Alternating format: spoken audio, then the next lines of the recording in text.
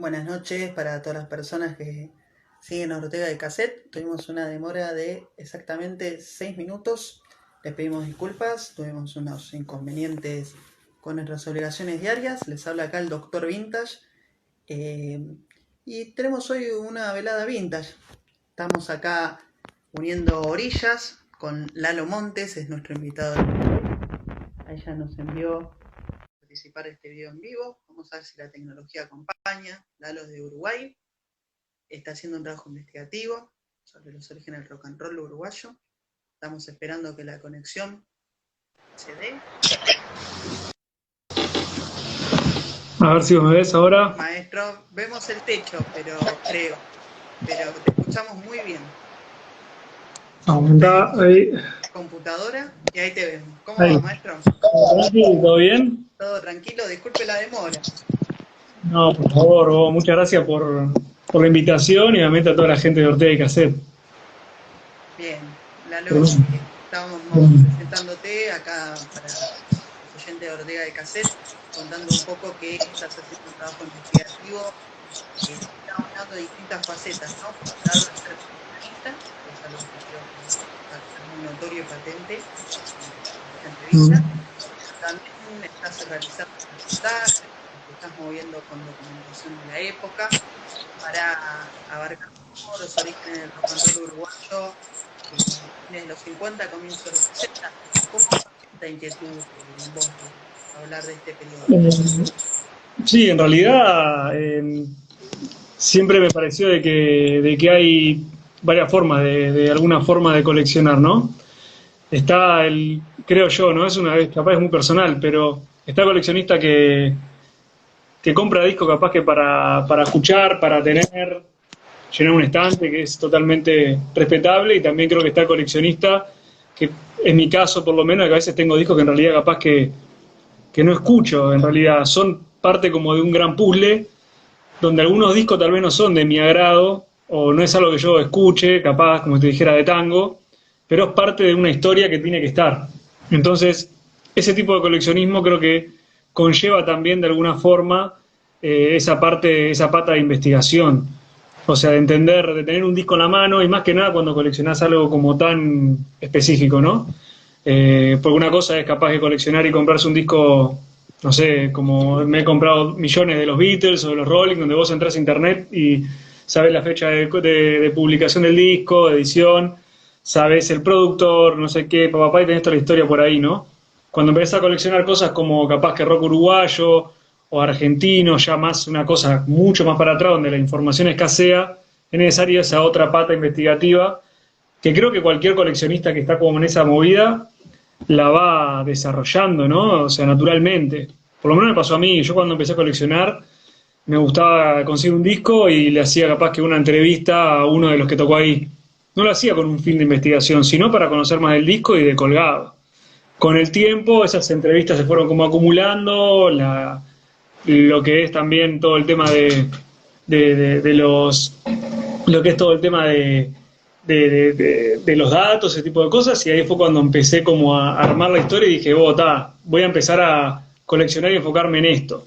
Entonces empecé a coleccionar y comprar materiales exclusivamente de esa época y no de toda, y así fue como se fue dando.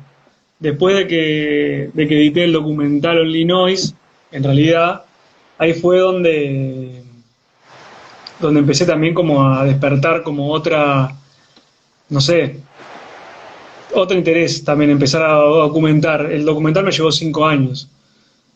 Toda la parte de investigación, edición, todo. Ahí fue cuando tuve más tiempo y empecé a investigar más fuerte, que es esto que estoy haciendo ahora, de empezar a entrevistar en profundidad y armar mucho más rápido el puzzle de alguna forma. Pero por ahí va, capaz que me fue un poco largo, pero por ahí arranca todo un poco. Perdón. Contanos un... ¿Cómo? Disculpa que se cortó. ¿Ahí me escuchás bien? Sí, ahí sí. Contanos un poco de este documental. Yo... El de Only Noise, ¿y vos? Sí. Sí, Only Noise en realidad surgió un poco medio como que también yo había llegado al simple de los Renars, que es la banda, Only Noise en realidad para la gente que no lo conoce, es un documental que busca rescatar de la historia una hazaña que hizo una banda en Uruguay que se llamaba Los Renards, que para grabar en RCA Víctor les pidieron que hicieran algo para hacerse conocidos, y ahí los tipos les dijeron, bueno, para hacerse conocidos tienen que romper un récord mundial. Los tipos se encerraron y tocaron durante 3 días de corrido, casi 72 horas. 65 horas hicieron. Yo llegué a ese simple, como cualquier otro simple, y escribí una nota al respecto de una revista, una nota chiquita, que esa nota me llevó a conocer a los integrantes de la banda. Y a partir de ahí, de una charla de bar, nada más, con 12 de los integrantes de la banda, me puse en contacto con otro, que estaba en Venezuela, eran 4 integrantes, hay 2 que están en Uruguay, uno que falleció que estaba en Venezuela, y otro que está en Australia. Y se dio hace 5 años atrás, de que después de 40 años ellos se volvían a juntar acá en Uruguay. Se alinearon los planetas y se dio. Y ahí fue que empecé sin tener, o sea, yo laburo en publicidad y más o menos armar un rodaje lo sé hacer. Pero nunca me puse a filmar un documental, ni tengo como las herramientas, ni el conocimiento para hacerlo. Un montón de gente me ayudó de onda, con cámaras, luces, audio, todo, y lo hicimos filmamos todo más o menos en unos 5 meses. Todo lo que eran las entrevistas, 6 meses por ahí. Entrevistas a los 4 integrantes y después la edición la hice toda yo, también fui a aprender edición y aprendí a editar y hicimos el documental, gente que me ayudó en el arte, un montón de gente también, directores que me daban algún consejo de edición y eso, y lo hicimos a huevo en realidad y salió. Y es como algo que para mí está buenísimo porque es eso, para mí lo importante es más allá de poder ponerme a investigar, hacer una entrevista, ya sea sobre los Renards o lo que sea, es importante poder de alguna forma dejar eso plasmado en algún lado. Eso fue un documental porque fue el medio que yo encontré para contar la historia, pero capaz que hubiera sido un podcast o una nota. O sea, para mí lo importante, más allá del medio donde quede plasmado la historia, es en realidad encontrar la historia y poder contarla. No quedármela para mí, porque en realidad no, yo qué sé, a mí me encanta. Pero creo que lo importante es que la gente conozca y entienda realmente como la magnitud que tiene ese tipo de cosas. O sea, las historias que hay detrás del rock uruguayo, por lo menos en este caso, que no se conocen tanto y hacen parte del rock uruguayo, son parte de lo que es y de lo que va a ser. Capaz que no es tan importante en la historia y es una amiguita, pero es parte de. Entonces creo que es como súper importante todas esas historias poder dejarlas plasmadas en algún lado para que al que le interese las tenga ahí para...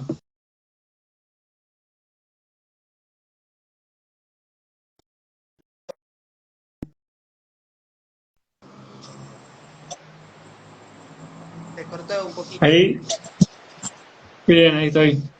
Ahí estoy. Bien. Bueno, Lalo.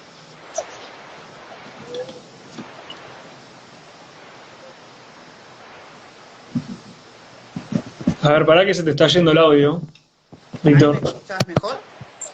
Ahí sí, ahí sí. Bien, me lo voy a dejar acá bien cerca.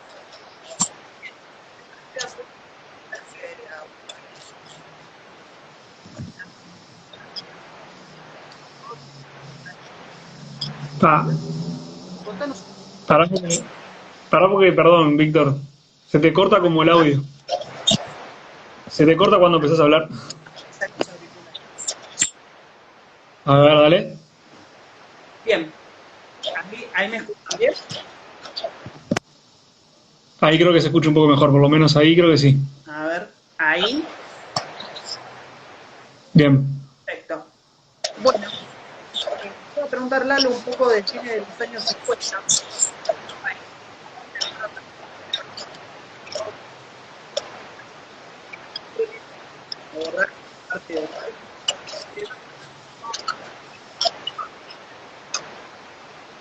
Creo que, perdón, se te cortó de vuelta, pero creo que me preguntaste para que te cuente un poco cómo arrancó todo, ¿no?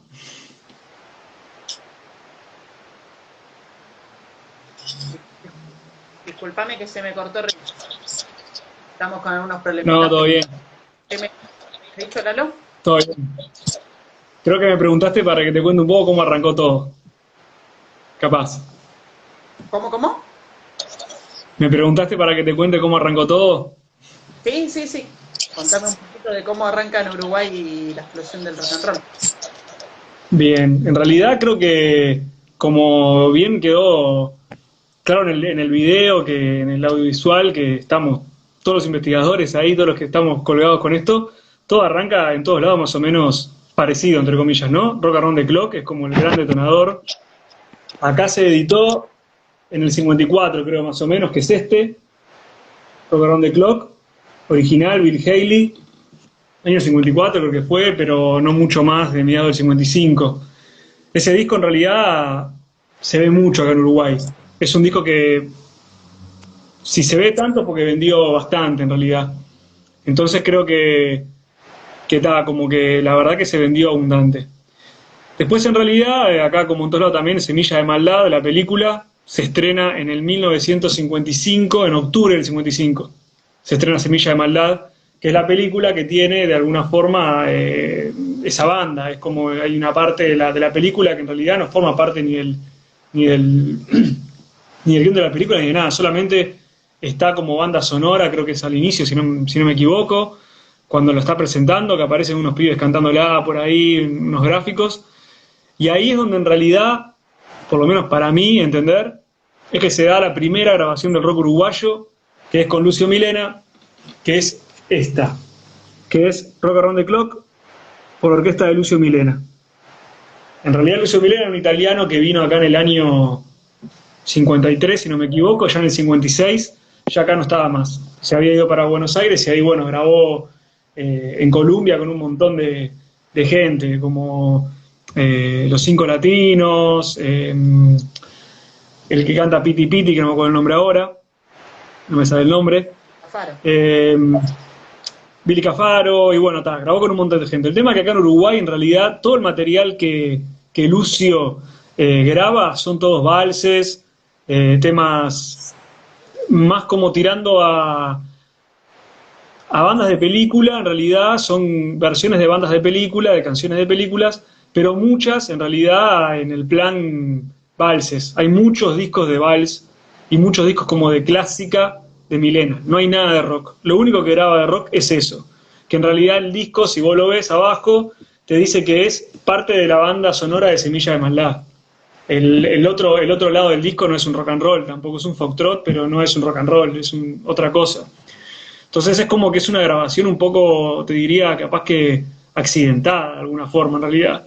No creo que el tipo estuviera buscando grabar un rock and roll, porque la verdad que todavía estábamos muy vírgenes en eso, pero graba eso, y es por lo menos en el año 55, porque la película, ya te digo, se estrenó en octubre, eso no pudo haber pasado del año 56. Entonces, seguramente desde el año 55, noviembre, diciembre. Ahí fue cuando se grabó.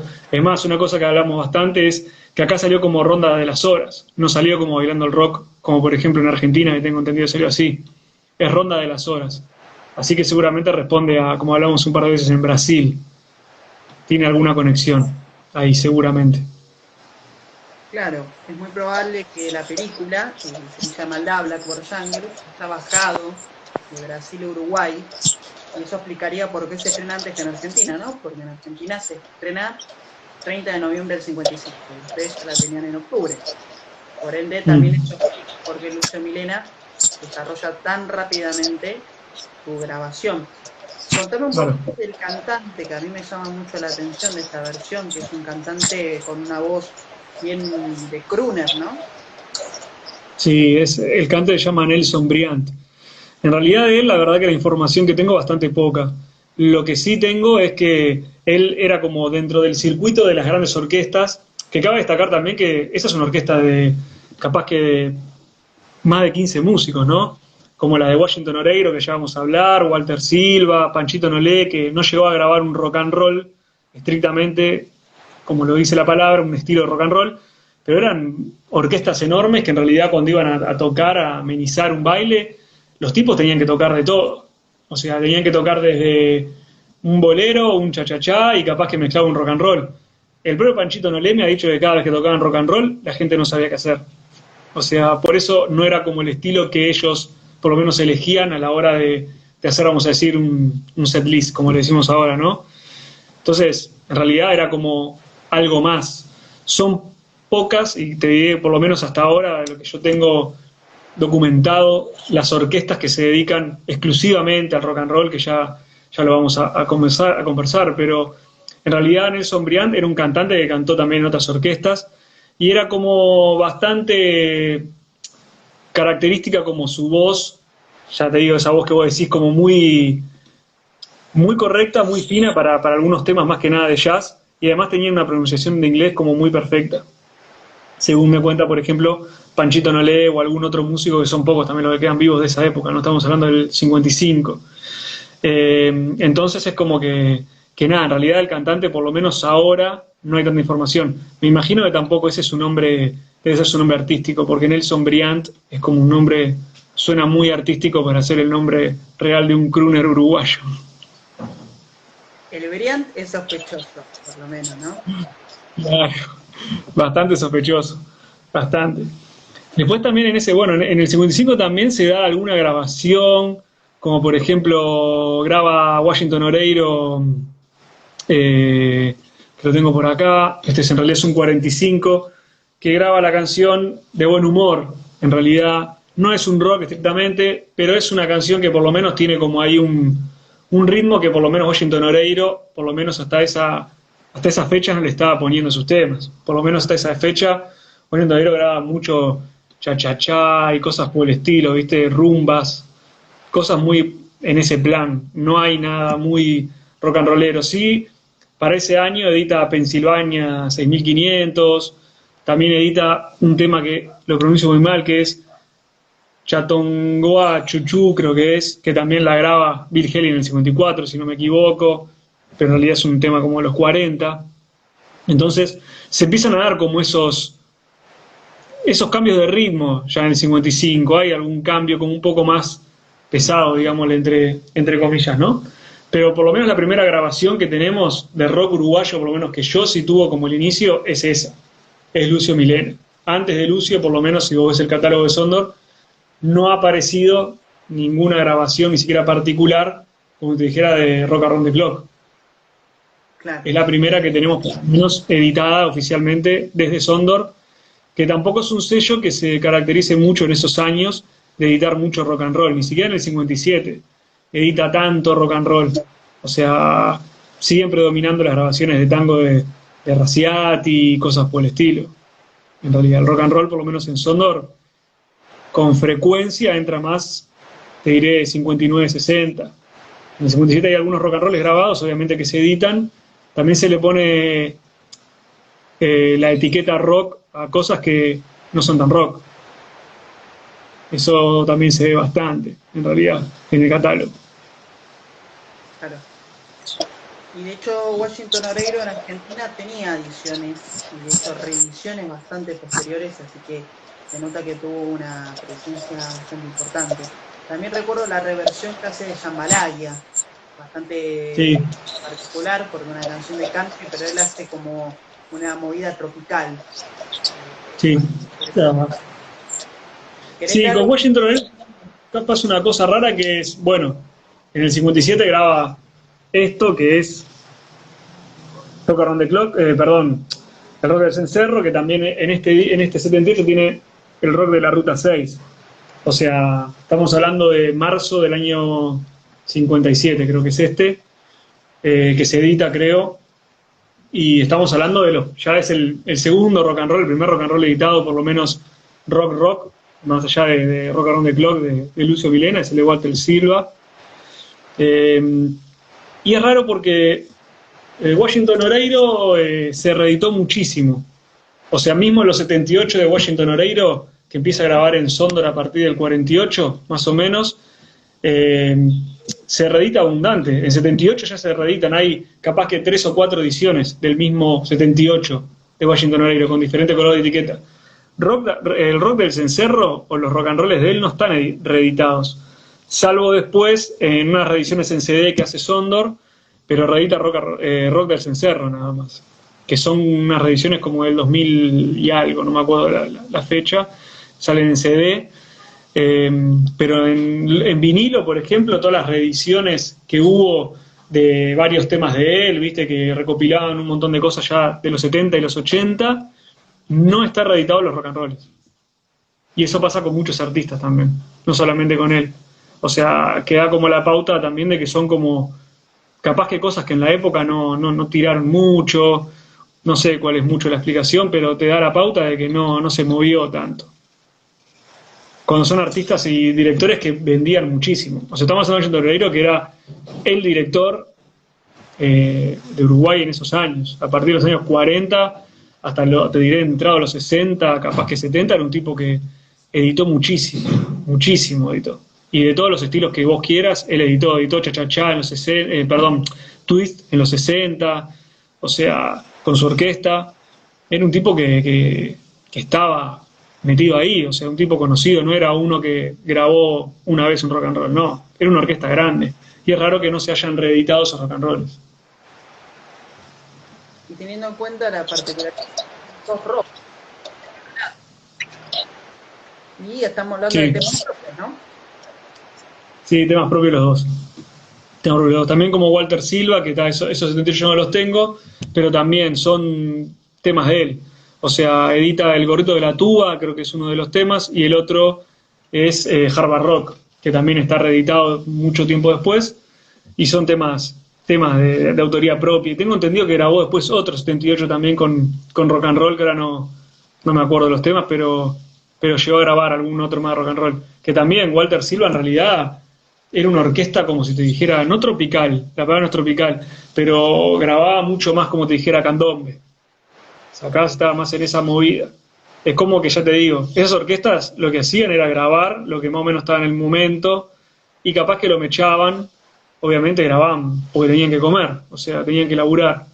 Y como estaban tocando, tocaban de todo. Te metían un rock and roll como te metían una rumba cubana, un no sé qué, y la gente bailaba con todo.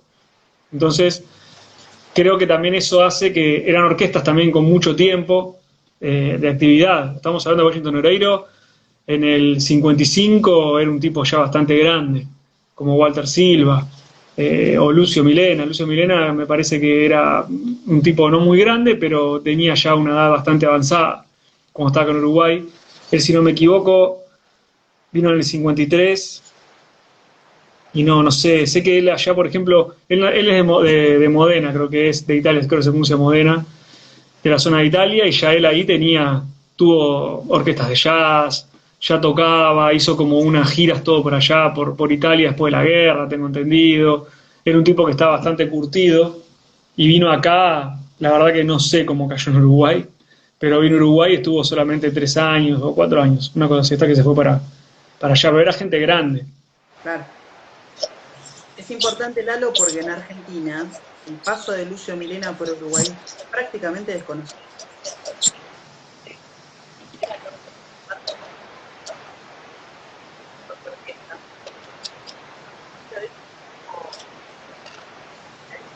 Ahí se te cortó. Disculpa que te... ¿Estás bien? Ahí sí. De hecho, yo tengo un compiladito en CD que se llama...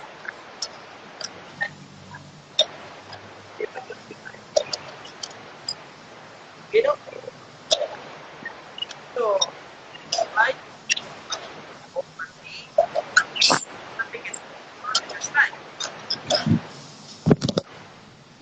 Para que...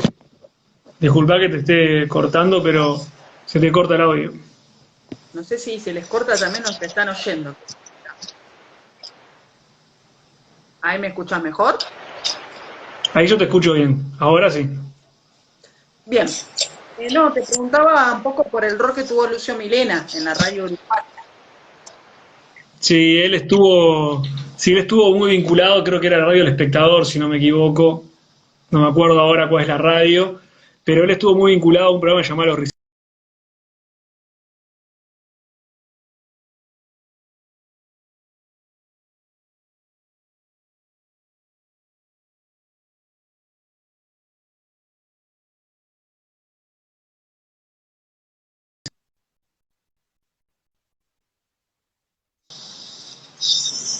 Ahora sí, ahí estás.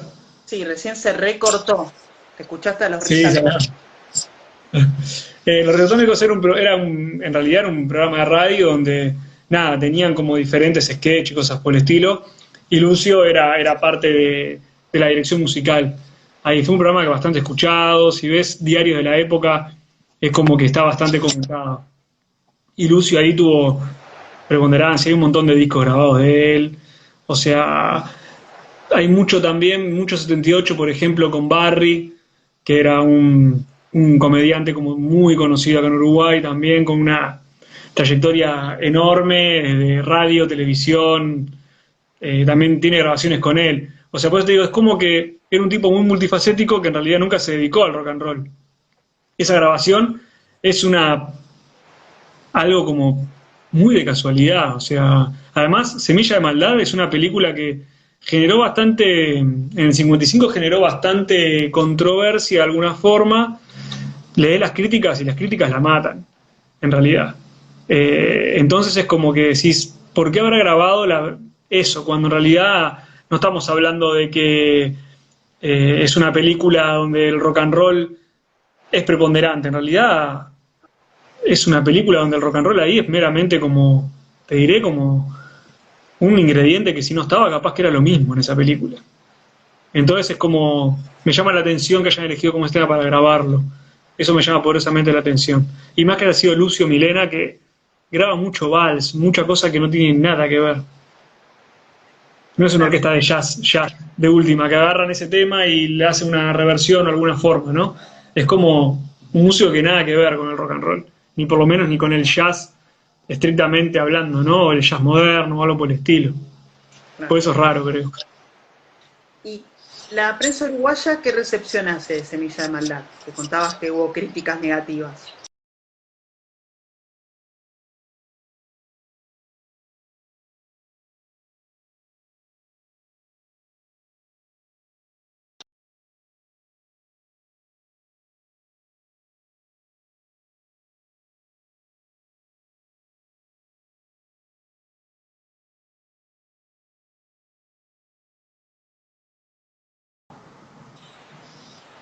Ahí volvimos.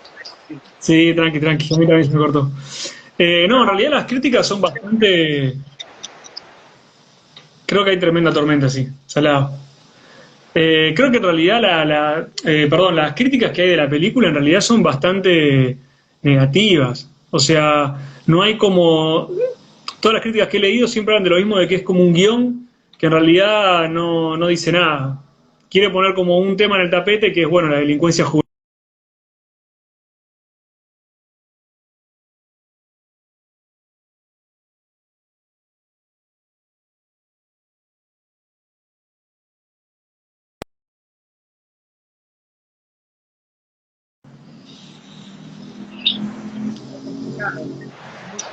Sí, tranquita. Ahí va. Eh, pero nada, en realidad las críticas no fueron buenas, no fue una película con una crítica copada. O sea, por eso también es medio como extraño que quieran hacer ese tema, ¿no? Claro, claro. Sí,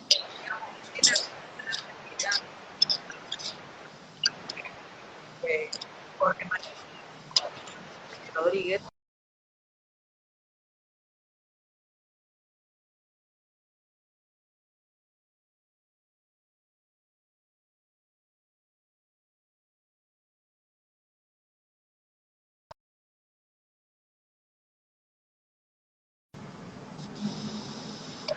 Ahí volvimos. Bien. Ahí No, creo bueno, que. Ahí volvimos. eh, justamente un músico argentino, Jorge Mario Rodríguez, en el año 56 compone un...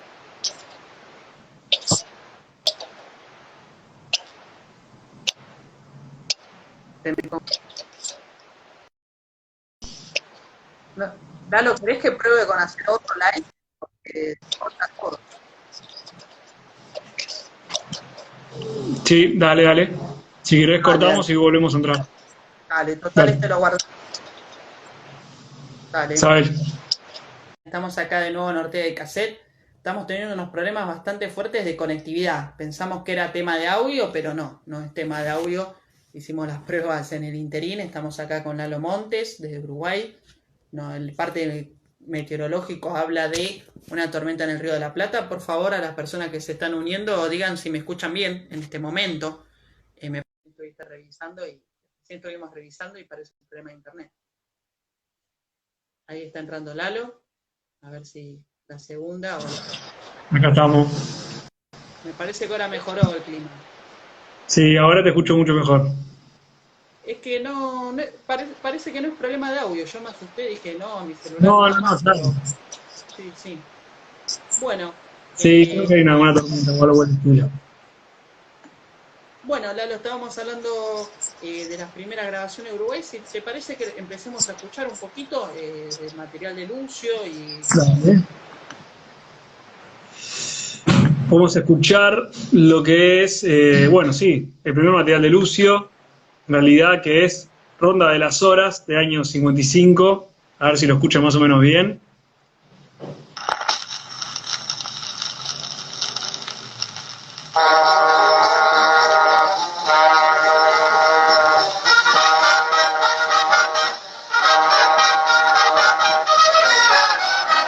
O sea, además el arreglo de la música es totalmente orquestal. No hay una guitarra eléctrica en ningún momento.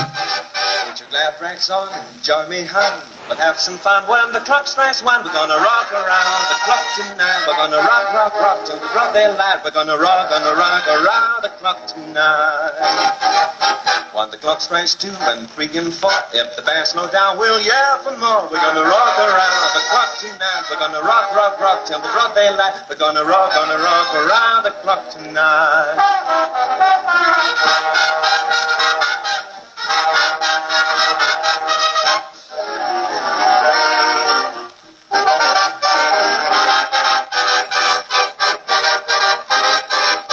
Chimes rings 5 and 6 and 7. We'll be rocking up in 7 heaven. We're gonna rock around the clock tonight. We're gonna rock, rock, rock till the broad daylight. We're gonna rock around the clock tonight.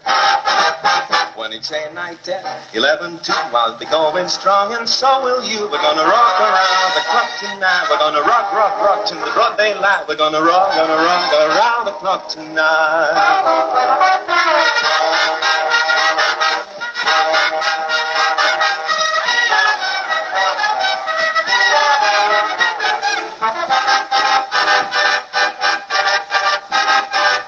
Clock strikes 12, we'll cool up then, start rocking around the clock again. We're gonna rock around the clock tonight. We're gonna rock, rock, rock till the broad daylight. We're gonna rock around the clock tonight. We're gonna have fun. La pronunciación es perfecta. sí, muy buena. Pero aparte la coda. Sí, total. Terrible. Total, ¿ves? O sea, eso es lo primero. Después, por ejemplo, ya Lucio Milena en lo que es... Ya después más para adelante y más para atrás, en realidad no graban nada que tenga que ver con eso. Claro. O sea, se acabó Lucio Milena en el rock and roll. Después, lo más próximo en realidad, que tampoco es rock and roll, pero a mí me gusta destacar lo abundante, que es como, creo que de lo que hay en la vuelta, que le sigue, más o menos en el 56, que es cuando edita el primer disco, es Ukelele Monkey.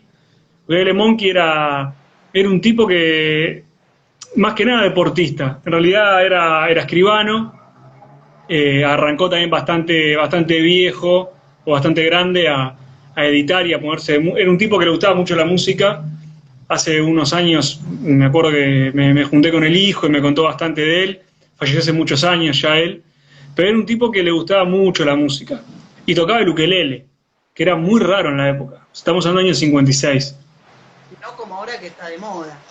Claro, no como ahora que cualquiera con el gorrito de paja toca el ukelele. Ukelele Monkey lo tocaba hace 200 años, que nadie sabe cómo consiguió un ukelele, nadie sabe dónde lo trajo, pero el tipo era como un colgado. Y además una particularidad de Ukelele Monkey era que imitaba los sonidos, le decían el pistón humano, porque imitaba sonidos de trompetas, saxos, lo que vos quieras, lo hacía con la boca. Y él grababa además con una orquesta llamada la Orquesta de Luis Pasquet, que es una orquesta bastante importante también en la época, y él grabó desde el 56 cosas que suenan muy, vamos a decir, no son rock and roll, pero son cosas, vamos a decir, como bastante jóvenes para la época, ¿no? Por ejemplo, este fue el primer disco que grabó él, que son foxtrot, pero son cosas que para la época sonaban como muy frescas. O sea, y más con ese juego de la boca. Mira, por ejemplo, vamos a escuchar un tema de él que es Viviendo las Estrellas, que es como el más... Es su primer tema y es el más conocido en realidad, que graba. Y es algo como... Obviamente que esto no es rock and roll, pero es algo bastante novedoso para la época. Y es también como muy fresco.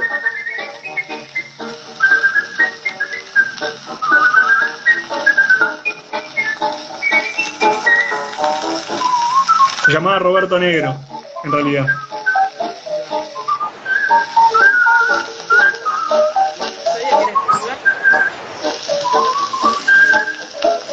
Era escribano, era músico. Parece que compuso algo que los escribanos en Uruguay bastante veteranos lo conocen, que es el himno del escribano. Hace muchos años. No está grabado, por lo menos no consigo una grabación de eso. Tiro a ti, a las estrellas, a vivir, y allí allá, por fin feliz, tranquilidad, ternura y paz, y es lo que le tocaría, y de este mundo me reiría, o quisiera ir, tiro a ti, a las estrellas, a vivir. Que puedo ocupar en... ¿Cómo? ¿Perdón? Siento un poco que hay...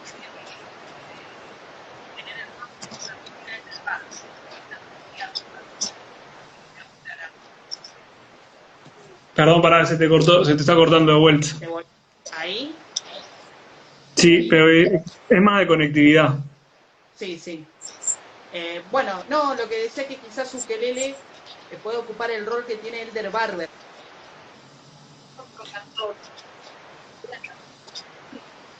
Claro. Sí, bueno, por ejemplo, Ukelele Monkey también lo que está bueno es que es de los pocos también que logra un LP. De los primeros LP que hay en Sondor, Ukelele Monkey logra uno. O sea que también tengo entendido que algunas bandas de Argentina lo llegaron a hacer covers. Tengo entendido por ahí, creo que son Los Mariscales, si no me equivoco. Creo que es una banda que se llama Los Mariscales, me parece, de Argentina, que le llegaron a hacer un cover. Bueno, que dice acá, ¿no? Tengo acá un disco de Los Mariscales para mostrar, mientras voy a hacer el desplazamiento. ¿Cómo se llamaba la canción versionada? Cartas a Buenos Aires. Sabés que sí, sí, sí. Ese...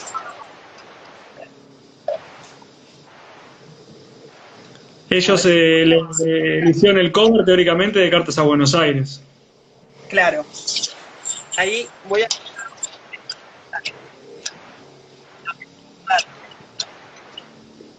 Claro. Los Mariscales fue una orquesta de jazz. Había una moda. Estaban los mariscales. Ajá. Los Mariscales era como que hacían más... Pero... No solo en Argentina, también en Inglaterra. Claro.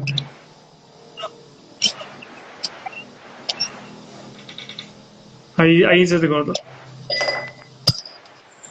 A ver ahí, acá estoy con el de los Mariscales. Fíjense, bueno. Ahí va, genial. Nunca había visto, no conozco igual la versión de Los Mariscales tampoco.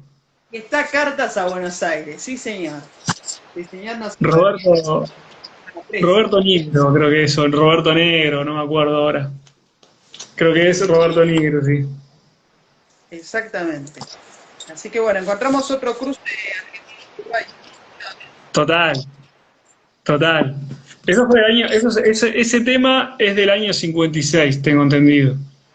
O sea, Sí. todavía no estamos en el 57 con la explosión de lo que es el rock and roll, ya Washington Oreiro y todo ese tipo de cosas, ¿no? Acá en la etiqueta, en la obrera, está acreditado el ¿Qué dice, perdón? está acreditado el tema Alberto. Sí, era un colaborador de él. Ahí va. Sí. Y todos esos temas además los graba con la orquesta, ya te digo, de Luis Pasquet, que también Luis Pasquet, pasa lo mismo que te comentaba con Washington Oreiro. O sea, Luis Pasquet en el año 58, creo que es, 58, graba Tequila. O sea, yo lo conozco ese disco por el catálogo, nunca lo escuché, nunca lo tuve, pero editado está. Y es un tema que en todas las revisiones que hay de Luis Pasquet, en la vuelta no aparece. O sea, grabó un montón de jazz, Pasquet grabó un montón de jazz, grabó Dixieland allá por los 40, grabó de todo, pero ese tema no aparece en ninguna compilación, y por lo menos nunca lo escuché. Y hace Tequila de los Champs, ¿no? Que también creo que sale en el 58, si no me equivoco, y es como, son esas grabaciones que hay como medias perdidas, de alguna forma, de orquestas grandes que de repente grababan ese rock and roll. Sé que en la etiqueta aparece como rumba rock o rock rumba, así que seguramente tenga como un estilo ahí medio caribeño. Claro, claro. Sí, son cosas efímeramente. Claro. Parte del repertorio de los Champs. Y también tenías una sorpresita de diálogo antes que moriste de rock que grabó una mujer. Sí, en realidad, que es este tema, que en realidad lo graba Donato Razziati, que es como el tanguero uruguayo. El tema se llama Ni Polka ni Rock, y es del año 57 y lo canta Olga del Grossi, que si no me equivoco, es debe ser la cantante de tango viva por lo menos más longeva, o sea, sigue viva, le siguen haciendo homenajes, sigue cantando, además que lo más importante, y Olga del Grossi graba junto a Donato Razziati para se llama en realidad, es vamos a decir, un número de carnaval del año 57, donde, déjame estoy viendo una cosa, ahí va, donde en realidad es un número de un carnaval del año 57 donde se llama Carrusel Musical. En ese carrusel musical, por los discos que leí, que he escuchado y por las cosas que he leído, era como un número donde iban diferentes estilos, ¿no? Había bolero, había tango, había lo que fuera, pero entraba el rock and roll. Estamos hablando del año 57. Entonces, el rock and roll estaba agarrando como fuerza en ese año. Ya estaba editado Washington Oreiro, ya estaba editado todo, y estaba toda la controversia también de la película de Bill Haley, No Semilla de Maldad, sino la que le sigue, no me acuerdo el nombre.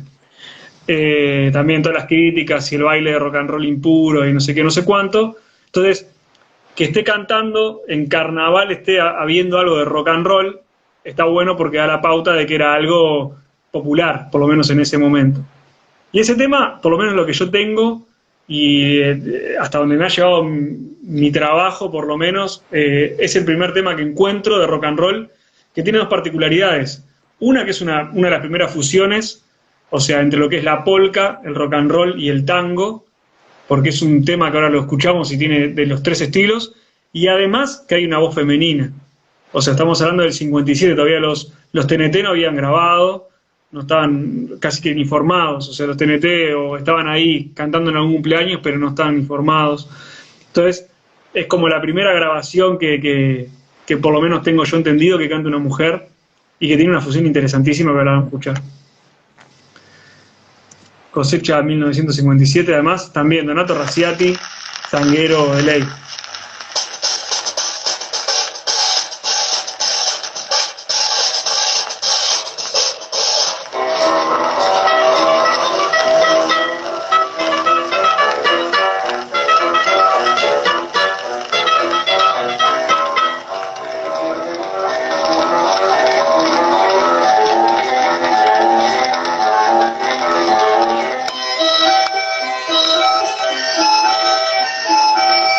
Hacen un dueto, es Olga del Grossi y un cantante que es de apellido Ruiz. Hacen como un dueto de una pareja que se conoce bailando rock and roll.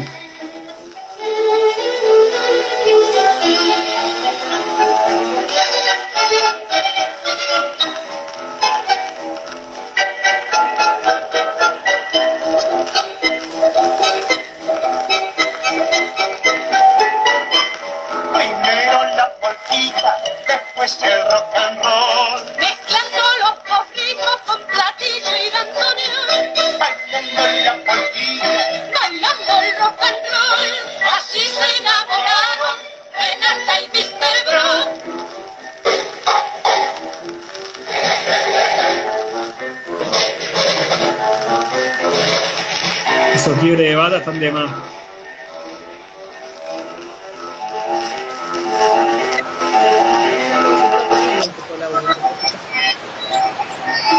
¿Eh? No, recién se estaba escuchando un poco bajo, pero ahí creo que... Eso es, por lo menos el primer rock and roll que grabado, por lo menos, editado, cantado por una mujer que yo tengo conocimiento y obviamente también, es más, no fue una parte del, vamos a decir, del cancionero de Raciati. Es más como una broma, como un juego de carnaval que un tema oficial, de alguna forma. En realidad, es más, hay un disco del mismo año que recapitula como varios de esos temas, de ese carrusel musical, y ese tema no figura. Ese tema figura en el 78 aparte. No figura como dentro del repertorio de ese disco que nuclea todos los estilos de ese carnaval que trataba, ese carrusel musical, de alguna forma, de ese carnaval del 57. Pero ya en el 58 se empiezan a ver otras cosas, ¿no? O sea, por ejemplo, ya te había contado, pero ya en el 57 aparece en algunos lados como Florida, en Uruguay aparecen los cocodrilos blancos, Eso que es es también... Porque Sí, siento que contame. ya marcan una diferencia con lo que es el rock and roll de orquesta de mayores. Sí, o sea, siguen manteniendo por lo menos los vientos. Estamos hablando de Florida, ¿no? El departamento de Florida, en el año 57 más o menos es que se forman. Capaz que un poquito antes, ninguno de los miembros puede como marcar bien una fecha de inicio, ¿viste? Pero tengo algunas revistas del año 57, más o menos principio del 57, por ahí, que hablan de fiestas que armonizan los White Cocodriles, que en realidad no les gustaba que le dijeran así, les gustaban más los cocodrilos blancos. Y ellos no logran grabar, están activos hasta el año más o menos 60, y su repertorio era de música americana, como dicen ellos, y obviamente tenían rock and roll. Era gente también que ya venía tocando en orquestas de Florida. El director, que ahora no me estoy acordando el nombre, pero ya te lo voy a decir, el director en realidad ya tocaba en un par de orquestas allá en Florida, y tocaba más que nada tango, o sea, había tango y la de típica, que se le decía, la de jazz.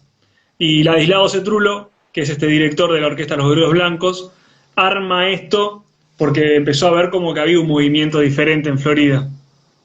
Y en realidad la arma con pibes de la edad de él no tendría más de 20 años, 19 años, que es como decís vos, marca también, por lo menos que yo tenga conocimiento, de una orquesta, entre comillas, o una agrupación joven haciendo rock and roll. Claro. Y es como súper importante, además porque no es de Montevideo, es de Florida. Entonces se empiezan a ver como esas agrupaciones. Tenemos los Cometas, que también una vez te comenté, en Fraiventos, que no son estrictamente de rock and roll, pero empiezan a hacer temas de rock and roll en su repertorio, también años 58, por ahí. Hay solamente un integrante de los Cometas vivo.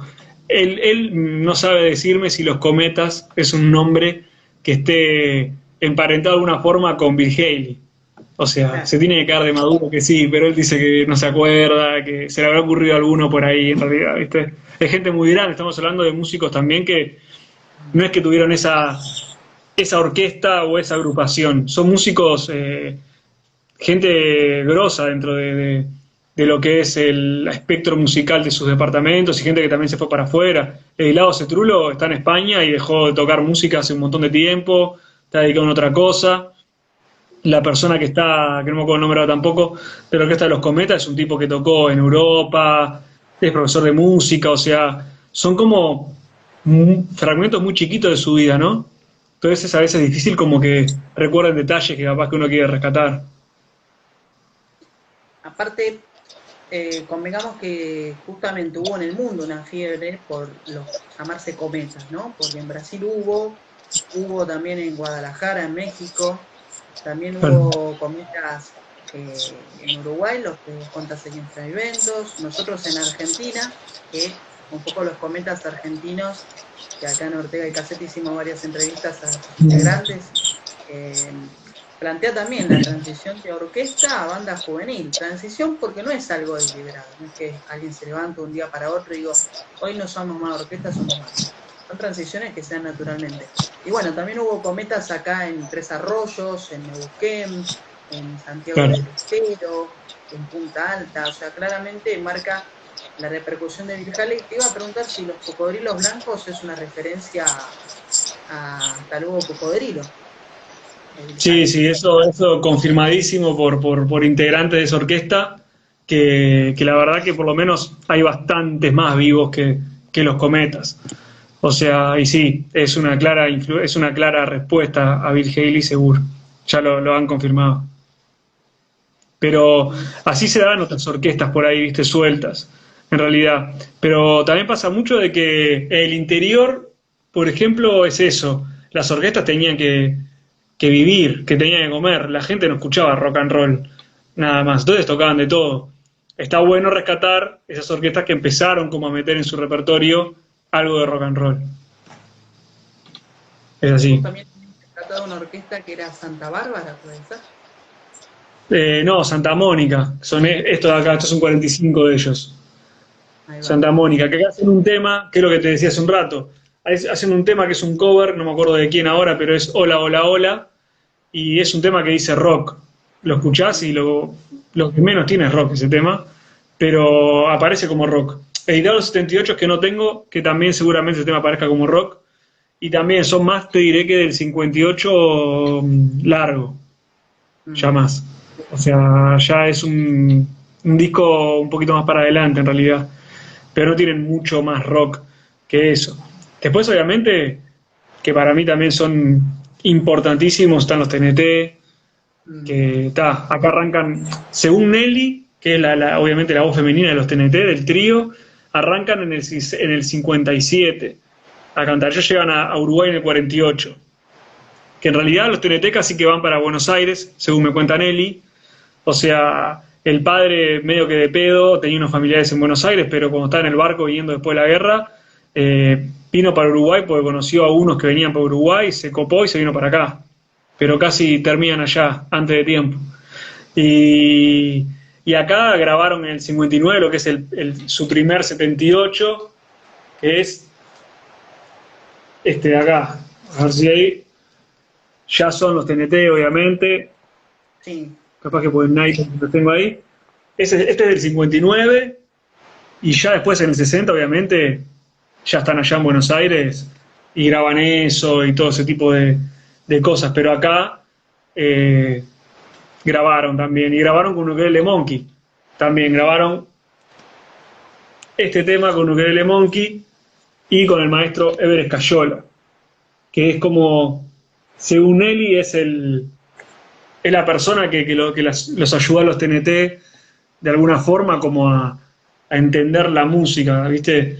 O sea, ellos ya cantaban, ya hacían más o menos que las cosas, pero Ever Escayola les enseñó lo que es un tema, armonizar, todo, ¿viste? Tipo las partes que tiene que tener, cuándo hay que repetir, cuándo no hay que repetir, etcétera. Acá en Uruguay actuaron mucho, mucho. En Radio Carve, por ejemplo, actuaron un montón y tuvieron como su éxito acá en Uruguay. Obviamente que la plaza uruguaya no daba para mucho más de lo que hicieron.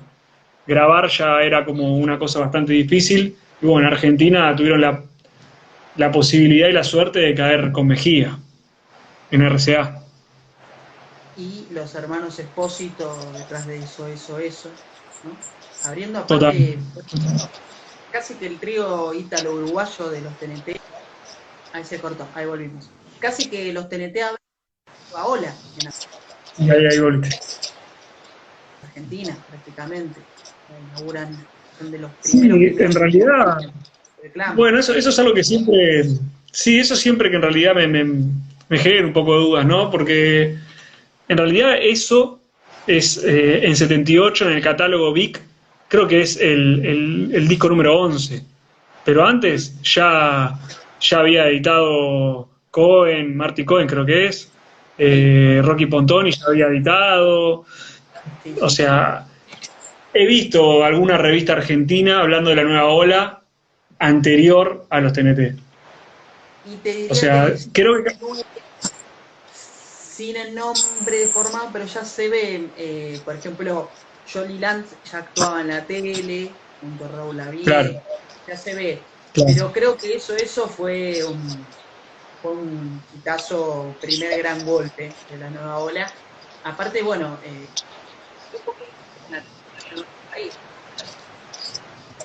¿Cómo? Perdón. un grupo tuvo trayectoria en más países, además de Uruguay y Argentina. Sí, obvio.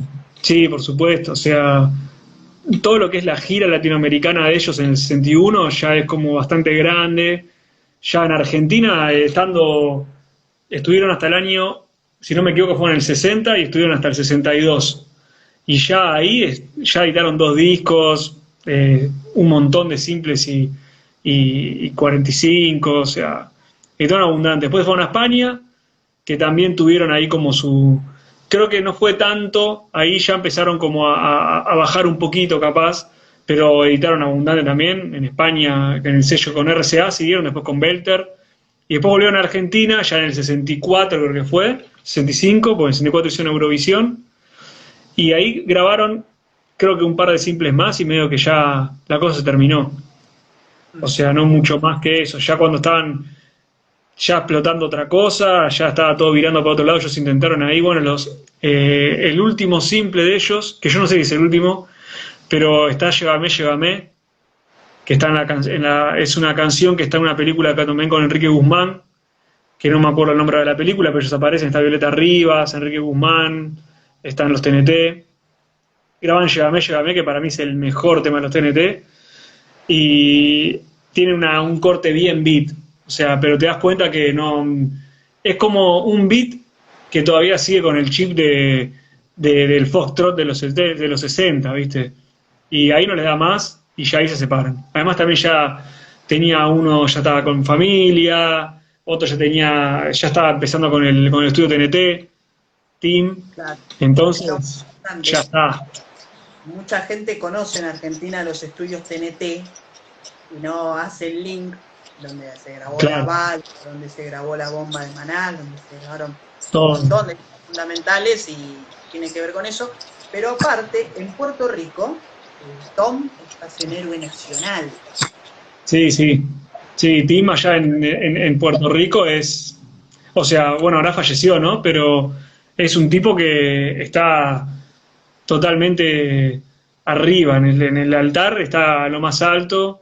Hicieron un documental, creo que fue hace un par de años, que está buenísimo, que es La huella de un inmigrante, que se llama Tim Croato, La huella de un inmigrante. Pero, pero nada, para mí los TNT son algo muy grosso en la música uruguaya, además. Porque estamos hablando también de un grupo de pibes que no pasan los 20 años. Argentina, cuando se va para Argentina, que es Nelly, y se va para Argentina, tiene que ir con la madre porque es menor. O sea, no tiene ni 18 años. Y tiene un éxito que es increíble, ¿viste? También hay una cosa bastante extraña, que esto me lo dice Nelly, pero yo no tengo forma tampoco de comprobarlo por ahora, pero parece que eso, antes de dárselo a los TNT, se lo dan, si no me equivoco, a una italiana que estaba por Buenos Aires, antes de dárselo a los TNT. Pero cuando los hermanos Expósito escucharon la versión cantada, porque ella dice que estaba grabada eso de antes, cosa que yo por lo menos no he encontrado. No me acuerdo el nombre ahora de la cantante italiana, que yo la busqué por todos lados. Es una cantante conocida, participó en Eurovisión y todo, y por lo que vi, estaba en ese momento en Argentina. Ella dice que antes de ellos estuvo ella grabando la canción, y cuando escucharon después la que cantaban los TNT, dijeron, no, es por acá. Y la eligieron a ellos. Son cosas que también, viste, el tiempo distorsiona, son anécdotas que van quedando como ahí en una nebulosa que... están anotadas. Si aparecen, una forma de contrastarlas, genial. Si no, es como complicado, pero son esas cosas que están buenas. Es fuerte, ¿viste? También. Y mismo Virgilio y Homero, que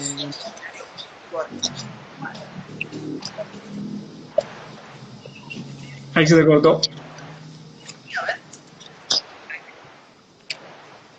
Más o menos. a ver, ahí. Ahí sí. No, mismo los Ahí. hermanos Homero y Virgilio, que no se los vincula tanto.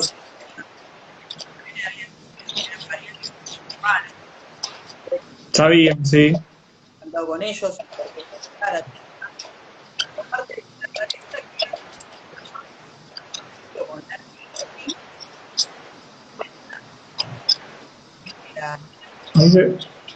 Disculpa que se te cortó ahí. a ver ahí, pasa que es internet, ¿no? Sí, sí, sí, obvio, claro. Pero bueno, no, lo que decíamos que Virgilio Lalo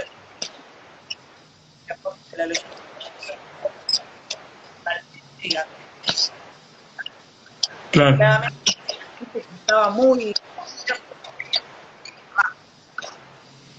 Bueno, como decís vos, también eran parientes de Billy Cafaro. No sé si llegaban a grabar, o sea, o Billy Cafaro llegó a grabar algo de ellos, pero tengo entendido que por las entrevistas que he escuchado de Billy eran parientes además. O sea, y eso se da un montón.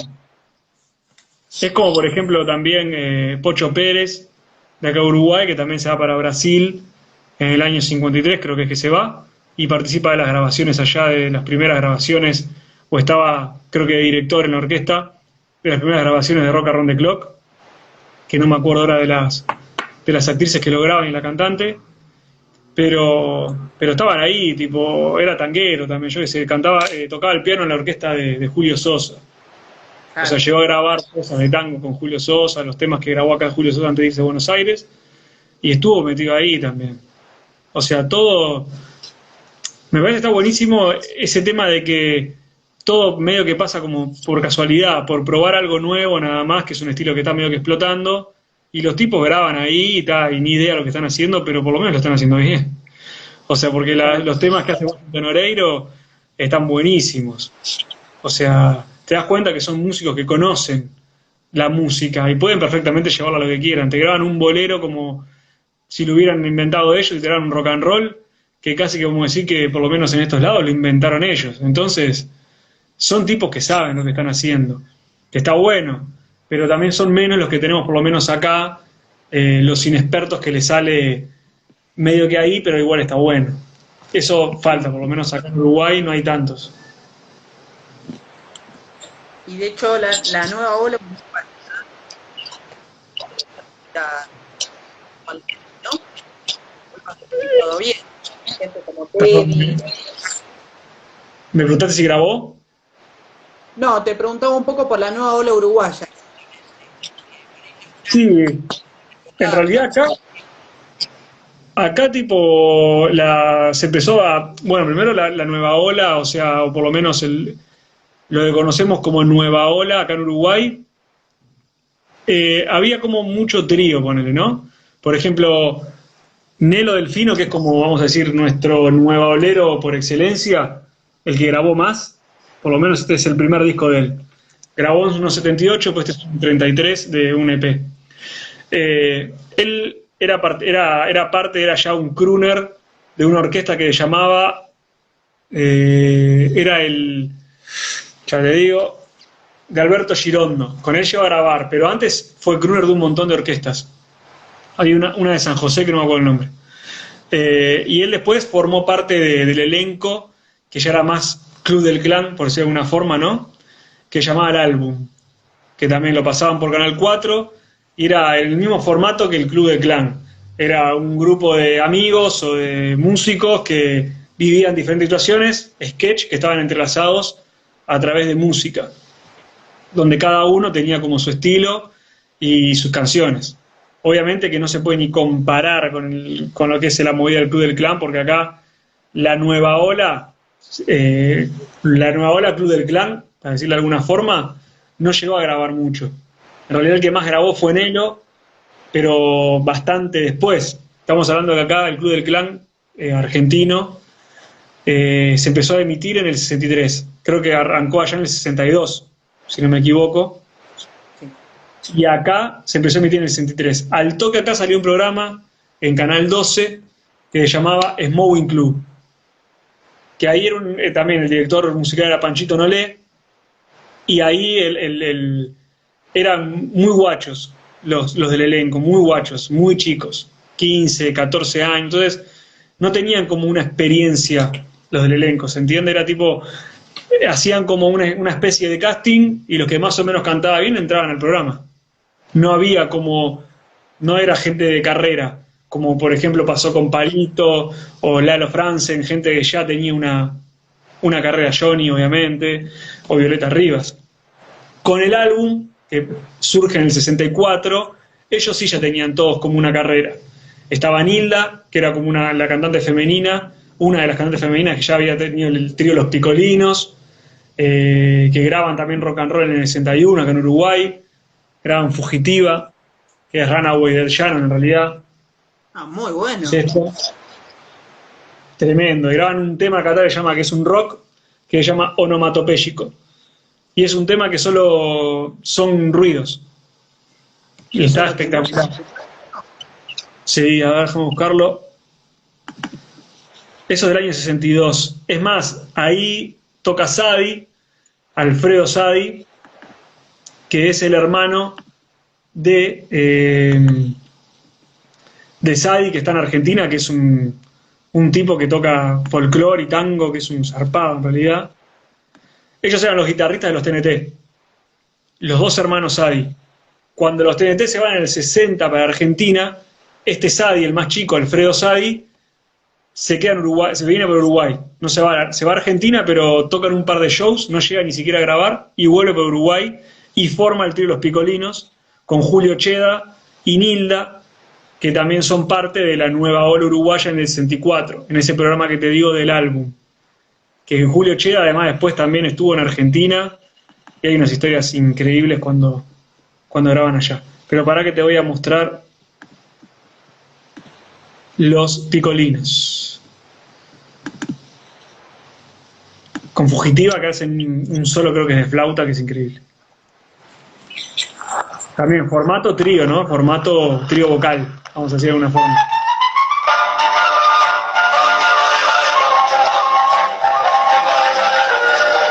Para que la calidad es la mejor.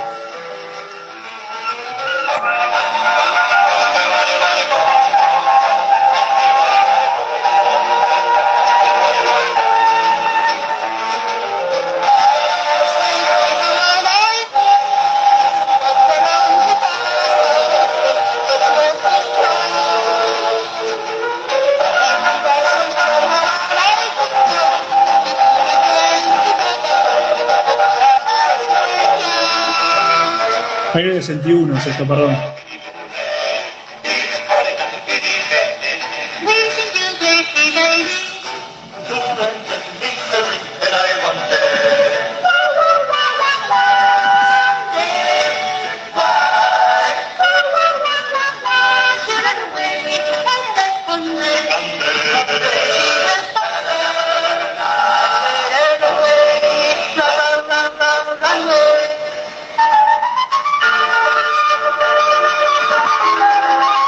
Es increíble eso.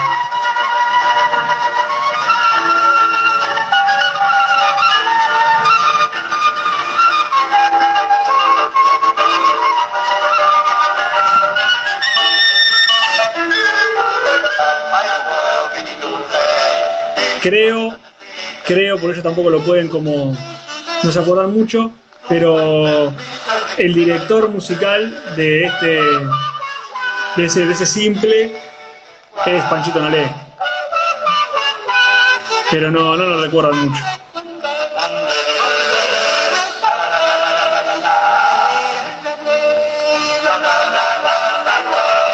También fue un trío que tuvo... Acá en Uruguay este trío tuvo como también bastante éxito. O sea, aparecen mucho en el diario. Es más, en el año 61, si no me equivoco, 62, estuvieron tocando en un evento muy importante en Argentina con respecto a la independencia. No me acuerdo ahora la celebración de qué aniversario de la independencia de Argentina. Ellos estuvieron tocando ahí también. Y en Argentina grabaron en el sello Philip también con el conjunto de Los Diablos. Que ahí grabaron temas en otro plan, pero fue del 62 más o menos, y lo grabaron en Philip. O sea, pero también son esos tríos, como bueno, también están los Cuatro Brillantes, que también surgen más o menos en el 63, debe ser, 62, capaz. porque no hay como... También ellos tenían este es el primer EP de Los Cuatro Brillantes, que son, según dice acá, éxitos en Uruguay, sucesos de la juventud chilena. Sucesos que canta la juventud chilena. Así que los tipos estaban por ir por Chile también ya haciendo algo. Y también todo trío vocales está lleno. Y sobre todo muchas mujeres. O sea, los tríos vocales, por lo menos acá en Uruguay, son muchas las mujeres que estaban enfrente de esos tríos. O sea, siempre era mujer y 2 hombres. Y hay abundantes. Hay uno que llama Los Perfiles, otro llama Los Monarcas. Los Monarcas creo que no grabaron, pero Los Perfiles grabaron. Un montón. Sí, es interesante que en Iberoamérica pareciera que con todo el machismo y todas las cosas que había un...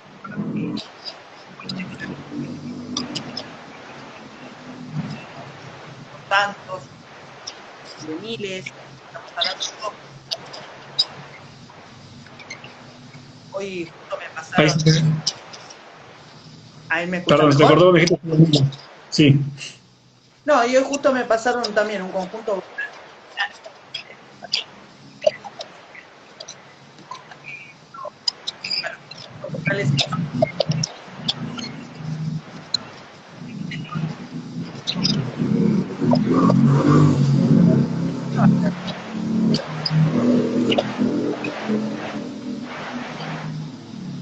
Perdón, pero creo que... A ver, yo te escuché más o menos bien, pero creo que la gente no te escuchó. Lo que pasa es esto.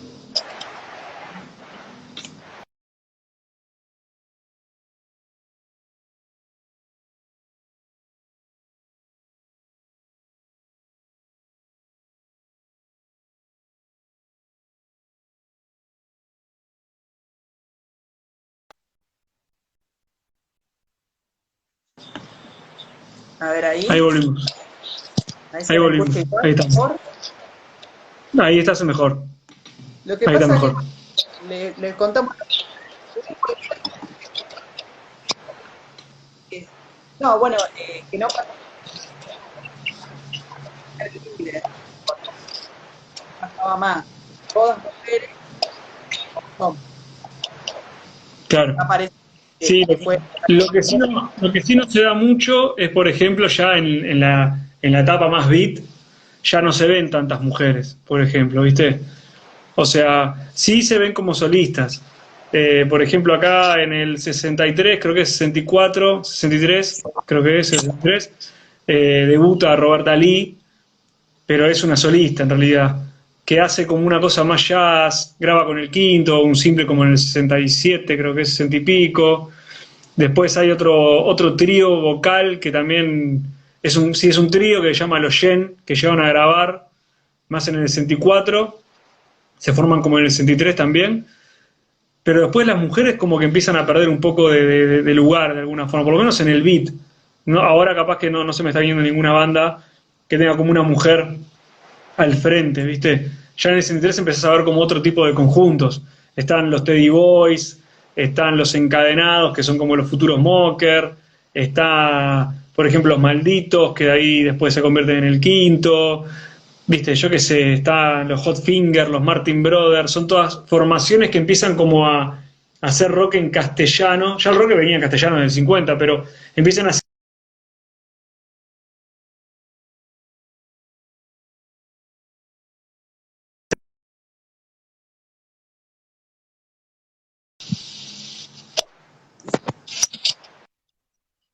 Ahí volvimos. Te decía que nada, siguen como en esa onda tipo los Teen Tops, hasta que obviamente hacen algún tema los Beatles, pero creo que el gran quiebre, por lo menos acá en Uruguay, el gran quiebre son los Shakers. O sea, por lo menos en mi percepción es como el gran quiebre. Hablando de la música uruguaya, ¿no? Es como que tal, son los que ponen un antes y un después, de alguna forma. Porque antes de ellos, en realidad todo seguía siendo muy, bueno, por lo que te cuentan, ¿no? Porque hay pocas grabaciones de esos grupos que te acabo de nombrar. No graba ninguno de esos grupos que te acabo de nombrar. Todos te dicen que hacen como versiones de La Bamba.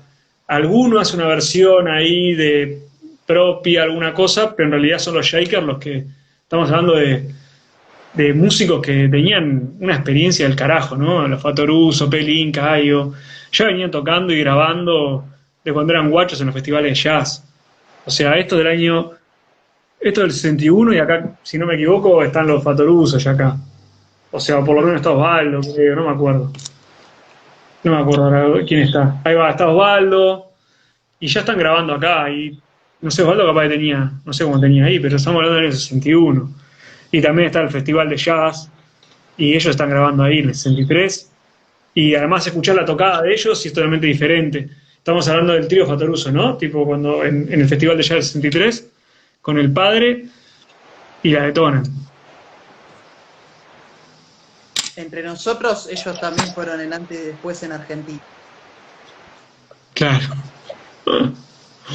Realmente Es que son... Cuando llegan los Shakers, de esto dicho por músicos de la época, competencia, Claro.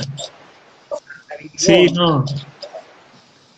Es que son lo más... O sea, los escuchás y es como hablamos una vez, que tal, viste, yo qué sé, a veces esa cosa de que a veces capaz que es poco igual las veces que Osvaldo no, Hugo por lo menos, ha de alguna forma no respetado mucho su legado con los Shakers, ¿viste? Estamos hablando de gente como, tanto, creo que Osvaldo era como el que le rechinaba más a la de los Shakers que Hugo, capaz. Por lo menos en la película Hit se nota bastante, ¿viste? Cuando hablan de, no sé si la viste, la película Hit, cuando les preguntan acerca de Break It All, como que las caras son tipo, otra vez hablar de lo mismo, se me cae un huevo. Porque también, yo sé, es entendible, son músicos, Hugo tocó con todo el mundo, o sea, es un tipo que va a cualquier lado de Europa y los músicos más alados le abren la puerta y le tiene una alfombra que entre. Grabó con todo el mundo. También es entendible un poco que el tipo le quieran hablar de los Shakers en todo momento. Pero creo que se está dando cuenta, o se dio cuenta desde ya bastante tiempo, por lo menos acá, la gente que hemos tenido contacto con él, yo he tenido poco contacto, casi nada con él, pero coleccionistas que son mucho más allegados y creo que le han hecho ver como la importancia más allá musical de los Shakers y cómo en realidad significan algo muy grande.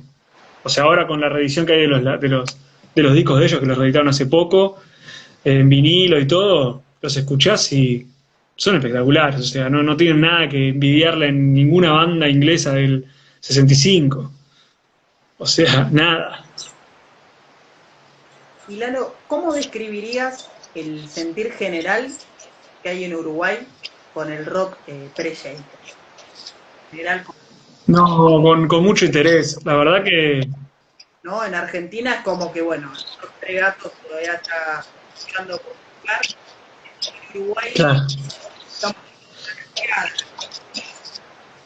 No, en Uruguay la verdad que tipo... O sea, tenemos el laburo increíble, mastodóntico, diría yo, no por lo viejo, sino por lo grande que es el laburo de Fernando Peláez, que es un laburo de 2 tomos, del año más o menos, creo que es del 2003, el trabajo de Peláez, y la verdad que, o sea, estamos hablando de un laburo pre-internet, entre comillas, digámosle de alguna forma. El tipo hizo un laburo increíble de investigación y abarca bastante. Obviamente, hoy manejamos datos que los manejamos gracias a que hay más medios de comunicación, es más fácil comunicarse, es más fácil encontrar un disco que hace 20 años atrás, porque puedo comprarlo, como me ha pasado, comprar un disco capaz que en una disquería de Noruega. Antes, si no conseguías el disco de Washington Oreiro en la feria, hace 25 años, capaz que no tenés ni idea de ese disco. Y no era de ignorancia, era un tema de no poder llegar a ese material porque no llegabas. Pero el laburo de Peláez es enorme. Y lo que quiero decir es que abarca mucho, abarca desde los principios del 60, un poquito más para atrás, hasta el 75 más o menos, 74 por ahí, ya con la dictadura asomada. Entonces, acá, por ejemplo, si hoy aparece uno de los coleccionistas con un disco anterior a Lucio Milena, nadie lo discute. No es como que hay una historia oficial donde estamos defendiendo a capa y espada que los Shakers inventaron todo, por ejemplo, ¿no? Pues es un bolazo.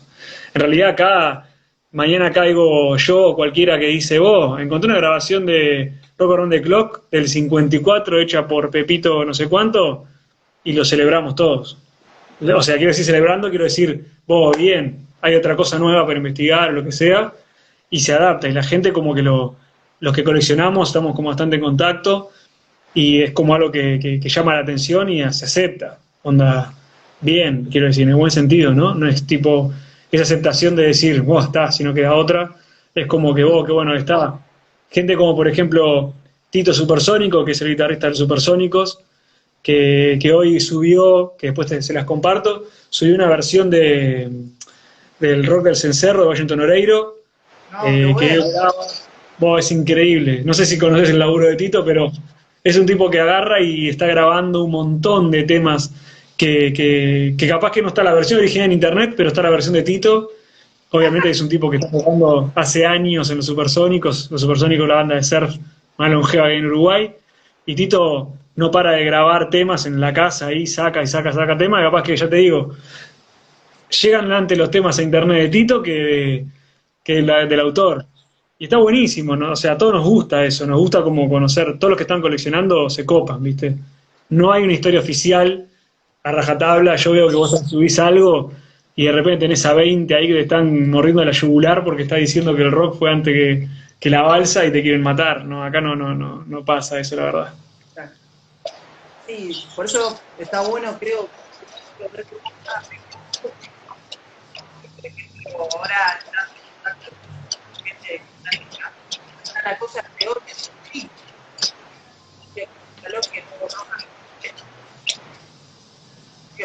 Ahí se te cortó. el país tiene su propia constelación, su propia coordenada. Claro.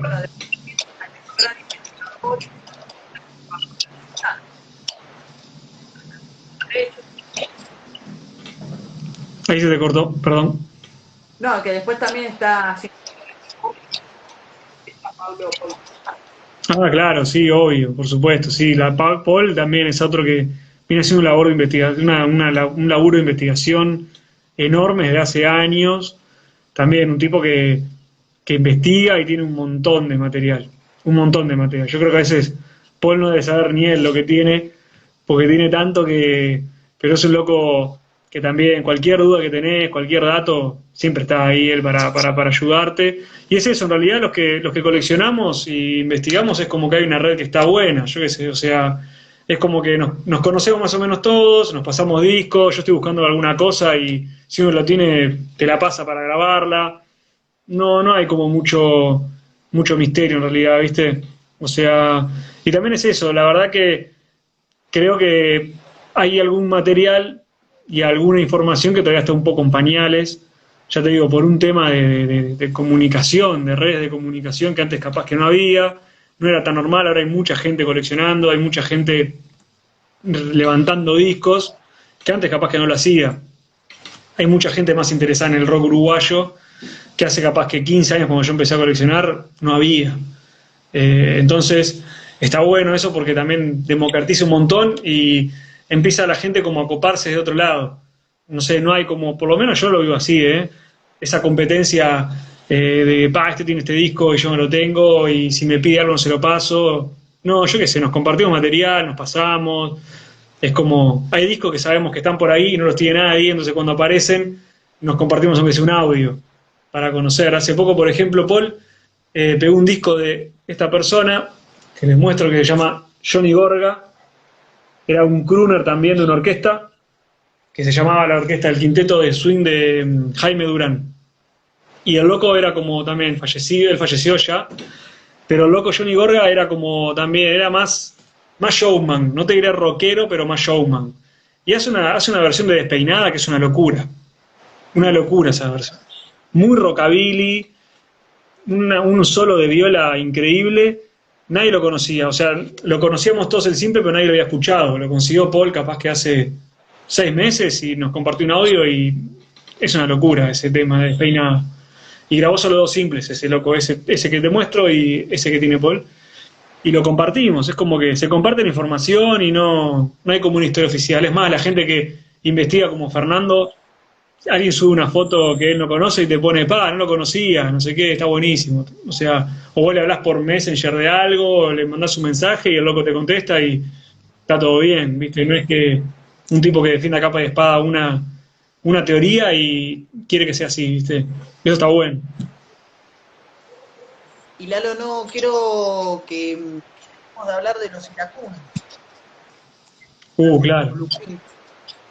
¿Qué Sí. rol le adjudicás en los orígenes del rock uruguayo?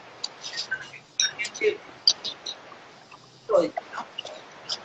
Sí, en realidad, bueno, lo que son los iracundos tienen como también el halo ese de que son como música medio de viejos, ¿no? Tipo esa cosa media melódica, fea, como con mucha humedad.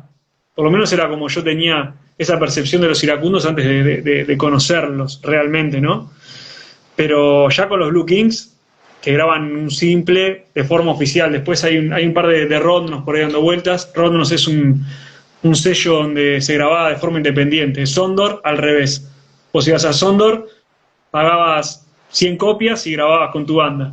Hay desde jingles políticos, tríos, tango, candombe, lo que se te ocurra, en Rodnos hay. Y hay grabaciones de los Blue Kings, teóricamente, creo. Pero los Blue Kings se forman en Paysandú a mediados, tengo entendido, 57, 58, y también son como en Paysandú era como los primeros en empezar a hacer algo nuevo de alguna forma, ¿no? Y acá a Uruguay, a Montevideo llegan en el año 60 creo que en el 62, me parece que es 62, y llegan de la mano de otra persona que también es como nuestro Elvis Presley de alguna forma en Uruguay, que se llama Frankie Lee, se llamaba Frankie Lee, también falleció. Y el tipo era como una especie de Elvis Presley. Todos los músicos lo conocen. Era un showman del carajo, teóricamente. También el tipo sacaba la remera, tiraba la campera, se desabrochaba, pelo, todo. Era el calco de Elvis Presley. El loco. Es más, creo que tenía un conjunto que llamaba Frankie y sus Elvis. Una cosa así. Y el loco hacía, obviamente, sí, tremendo, tremendo. La historia de Frankie Lee es buenísima. Y él fue el que teóricamente, tengo entendido, trajo los Blue Kings o los ayudó con algunos instrumentos. Sé que era muy amigo de Franco. Era como bastante compinche teóricamente. Eso por lo menos me cuentan también las hermanas de él que están vivas, de Frankie. Y nada, después, cuando se van a Argentina, es cuando le ponen los iracundos y rompen todo. Pero los primeros 6 discos de los iracundos están llenos de rock and roll. O sea, con lindos arreglos, con buenos arreglos. Los discos instrumentales son increíbles, me parece que están buenísimos. Pero claro, en realidad el gran éxito, su gran bombazo es Puerto Montt. Y a partir de ahí es como hacen como ese quiebre y se dedican un poco más como a lo... Aunque graban un par de... Creo que, por ejemplo, en el disco número 12, que La Lluvia Terminó, creo que graban Rock Around the Clock, si no me equivoco. Creo que y estamos hablando del 70. Más o menos, creo que ese disco es el número 12 de ellos. Y graban Rock and Roll the Clock. Ese es el disco que es todo instrumental. No, ese es no. El todo instrumental es el Sin Palabras y otro que se llama solo Iracundos, creo. O algo por el estilo. Recuerdo Rock Around the Clock en un disco todo instrumental que está en el Ah, entonces estaba capaz que lo grabaron antes de la versión que yo te digo. Ahí va. Está bien. Pero hace una cantada en el 70, por ejemplo. O sea, pero es una banda súper importante. Claro. Acaba de entrar un...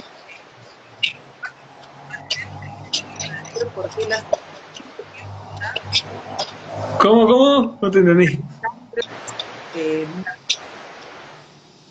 Y como se fue de Facebook... No te escuché, disculpa. No, que acaba de entrar un coleccionista uruguayo, Fer Henry, que hace un tiempo me había dado una fotonovela de Sandro en Uruguay. Claro, sí, Fer, sí, obvio. También un crack. Un músico del carajo, ojo, pero también un tipo muy solidario. Es como te digo, ¿viste? O sea, pasa eso acá. Hay un grupo, por ejemplo, que tenemos todos en WhatsApp, que es de venta de discos, y están todos los que compran discos de lo que sea, de lo que compra rock uruguayo hasta el que compra Rolling Stone, yo qué sé, lo que sea, Y si uno ahí dice, che, estoy buscando una foto de no sé quién, estoy buscando tal disco de no sé qué, capaz que Fer lo tiene y te lo comparte. Es como que no hay, por lo menos no hay, obviamente como en todos lados siempre hay buenos y malos, ¿no? Pero por lo menos nunca se notó mucho. Si lo hay, no se nota tanto. Acá un grupo de WhatsApp de coleccionistas es inimaginable. Nadie se le cruzaría la cabeza hacer algo así. Claro, acá en realidad fue como por la pandemia, cuando arrancó el año pasado, en marzo del año pasado, para ayudar a los disqueros que había en la vuelta, se hizo un grupo y ahí empezaban a vender, ¿viste? Entonces los disqueros empezaban a subir los discos que tenían a la venta y después, cuando se normalizó, por lo menos hasta donde se puede normalizar la situación, ya con las disquerías abiertas, capaz de un poco más de flujo de gente, quedó ahí la gente y yo también, capaz tengo un disco repetido y lo vendo, o lo cambiás o lo que sea, y es como que estamos todos ahí menos en contacto. Y hay de todo, hay gente capaz que no le conozco ni la cara y le compras un disco o cambias cosas y vas conociendo otra gente colgada que decís, este nunca lo había visto, que colecciona lo mismo que yo y no tiene ni idea capaz. Y está bueno, es como una red que es bastante sana. Bien, Lalo. Bueno, también te quería preguntar si estás en un proyecto.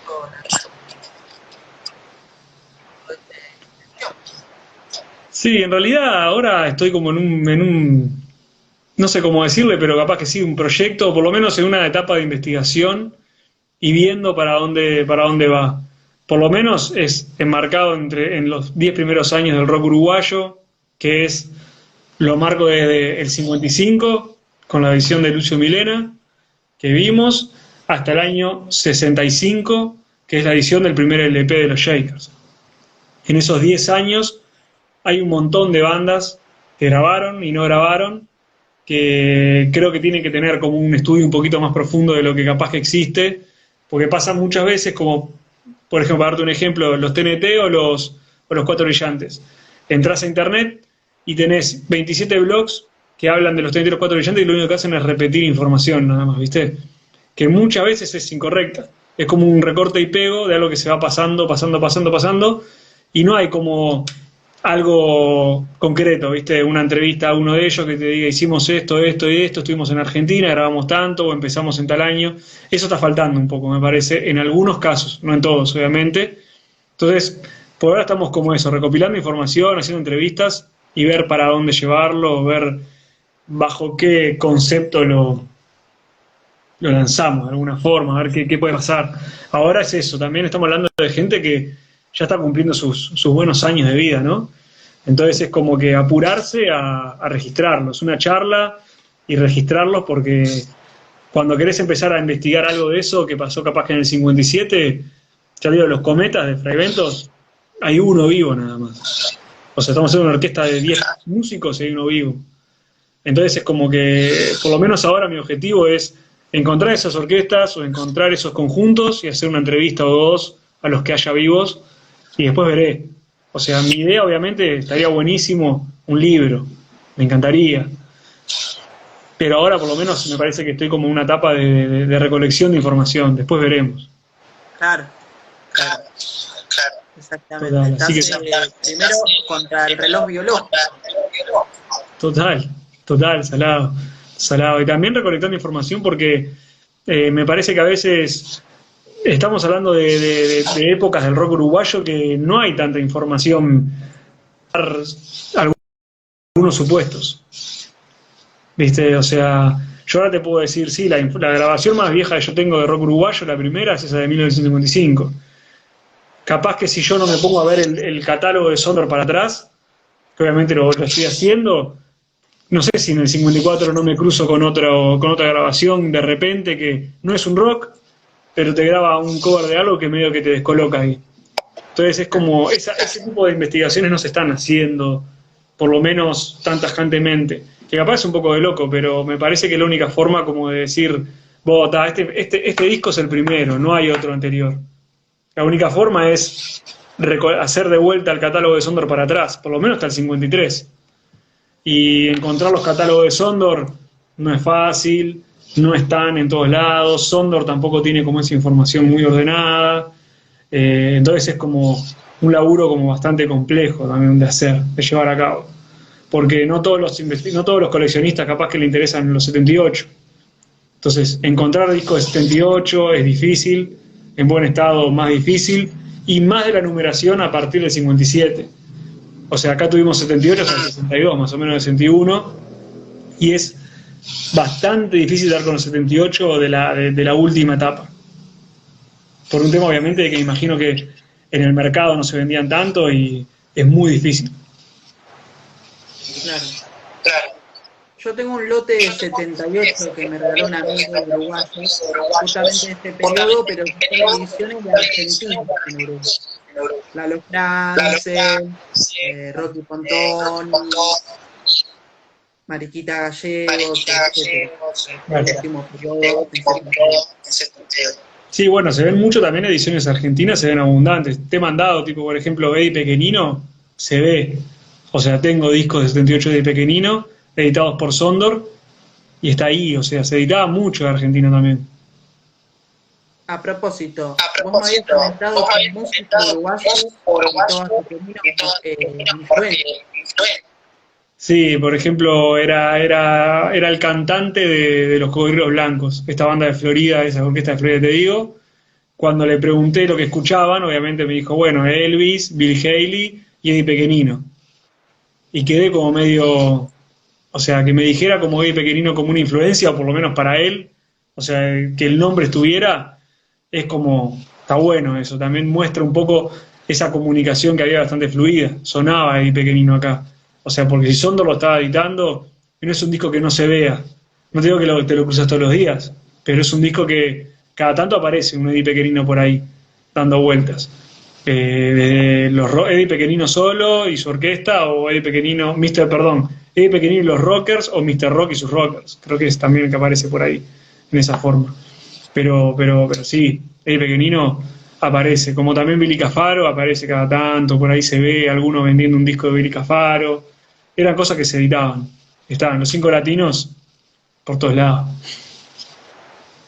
Y otro paralelo que ustedes campeonato de baile de rock and roll. Sí, tuvimos en el 57 uno, que no me acuerdo bien. O sea, creo que hubo 2. La verdad que no tengo la información tan clara. No me la anoté. Pero creo que hubo 2. O sea, hubo uno en Punta del Este, si no me equivoco, y hubo otro acá en Montevideo, en una feria del comercio, no sé cuánto. Creo que era una feria donde el Estado mostraba como diferentes aspectos, como te dijera, de turismo, o algo por el estilo. Entonces, una parte cultural, creo que hubo como una cosa de baile, pero no tengo mucha más información que esa. No he conseguido algún material que me diga, por ejemplo, la orquesta que amenizaba. ¿Quién era que ponía la música, no? Y entonces es como que sé, por ejemplo, que en ese concurso de baile, de rock and roll, el que ganó el concurso es una persona ya fallecida, que no me acuerdo el nombre tampoco ahora, pero es una persona que bailó con la hermana y son como unas figuras muy importantes en el carnaval uruguayo. O sea, no me acuerdo el nombre de la persona, pero son como unos bailarines de carnaval. Tulú creo que es el sobrenombre, no me acuerdo.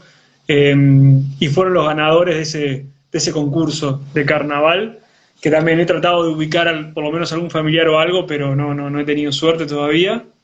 Y eran hermanos, y en realidad eran bailarines que después, obviamente, fueron de carnaval. Pero hubo, sí, o sea, vos leés las crónicas, sí hubo como una locura de rock and roll. O sea, por ejemplo, Nelly, la de los TNT, me comenta que el hermano, Tim, que es el flaco Tim, que fue el de los estudios TNT también, era un gran bailarín de rock and roll. ¿Viste? Frankie Lee, que te comentaba, era un tipo que le gustaba, según la hermana, bailaban abundante rock and roll.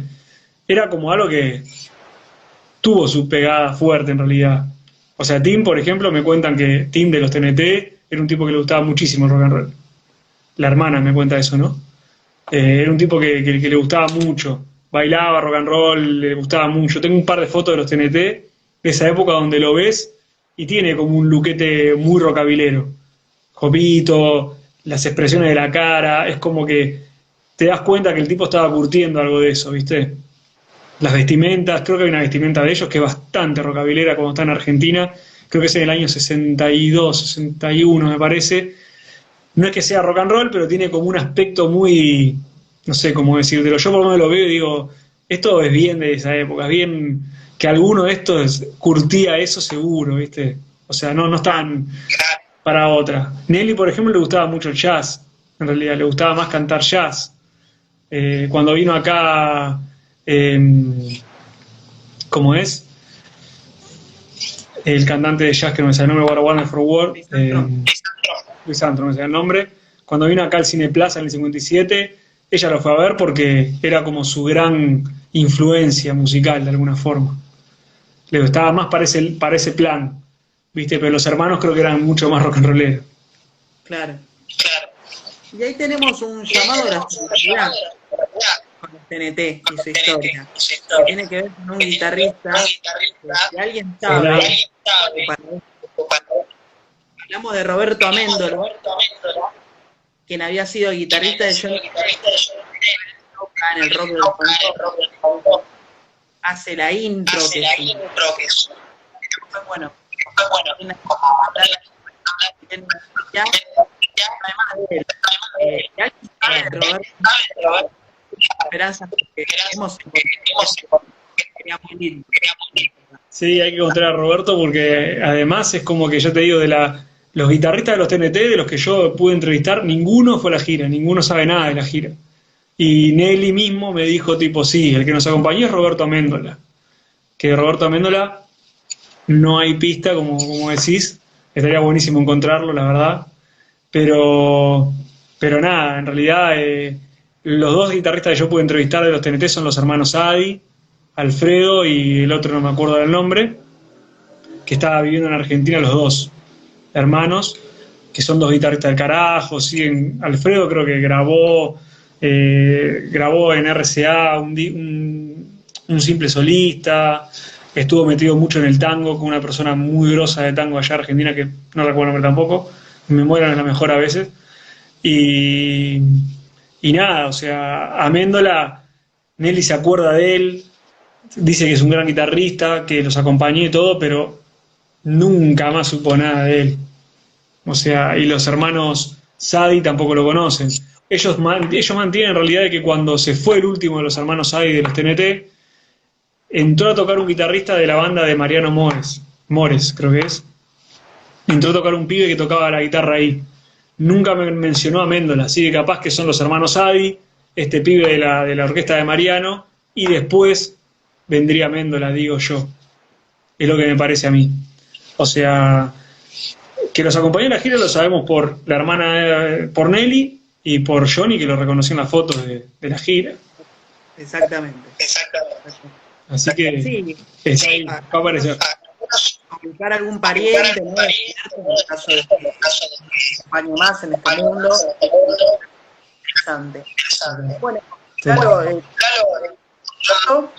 eso, la clemencia técnica. No hay problema. Agradecerte a vos por abrir el título. Te felicito muchísimo. Te muchísimo por tu labor. Muchas gracias. Uruguay, una labor para todos los países, todos los limítrofes, los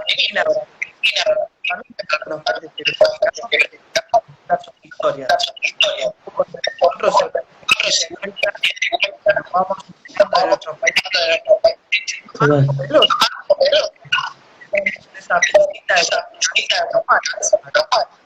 Totalmente. No, yo igual agradecido primero que nada por el espacio, Víctor, que estaba buenísimo, y todo, obviamente, toda la gente de Ortega y Cassette.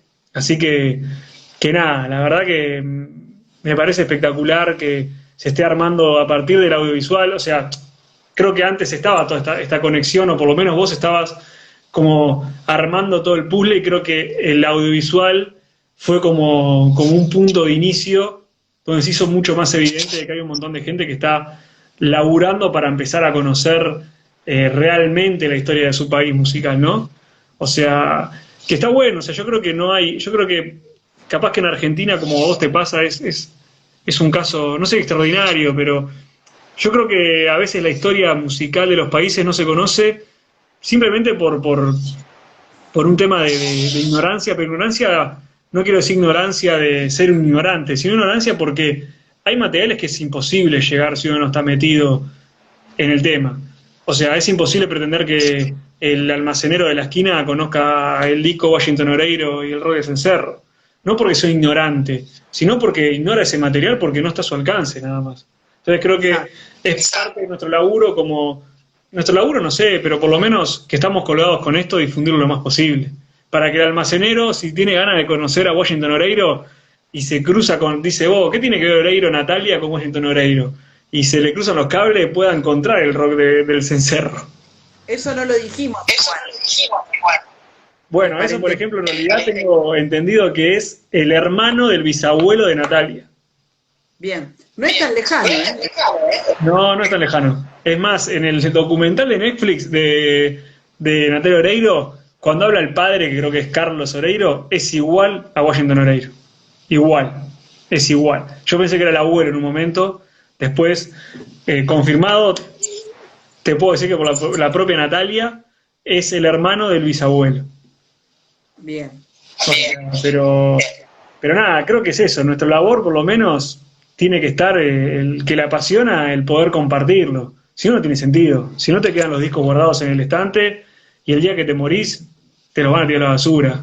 En realidad, lo mejor es la información sacarla para afuera en la medida que sea posible, aunque sea posteándola, ¿viste? Yo qué sé, que alguien se ponga a investigar, capaz que un tipo que es un periodista cultural y no tiene la capacidad, las herramientas, quiero decir, para llegar a ese disco, porque el tipo no colecciona, yo qué sé, no va a la feria a revolver discos como un boludo. Entonces está bueno que los que tenemos ese material por lo menos lo mostremos para que el tipo se interese en estudiarlo, porque no está en ningún libro a veces algunas cosas. No es que sepamos verdades que nadie sabe, pero hay cosas que no están en un libro, tenés que estar como muy metido ahí. Los cocodrilos blancos los descubrí porque llegué a eso por otro lado, en realidad. No es que abrís un libro y están los cocodrilos blancos. No me siento más periodista que nadie. Claro, o sea, yo qué sé. Entonces es como nada, es como solamente... Yo no soy periodista ni nada por el estilo, pero me gusta que esa información esté al alcance de alguien que lo quiera conocer. Porque es la historia rica de la música uruguaya, en realidad. Entonces es como parte de, creo. Y creo que también Lalo le importó un que estas personas que están aún entre nosotros, que tienen 80 o más años, que vayan de este mundo reconocidas, ¿no? Como lo que hicieron. Totalmente.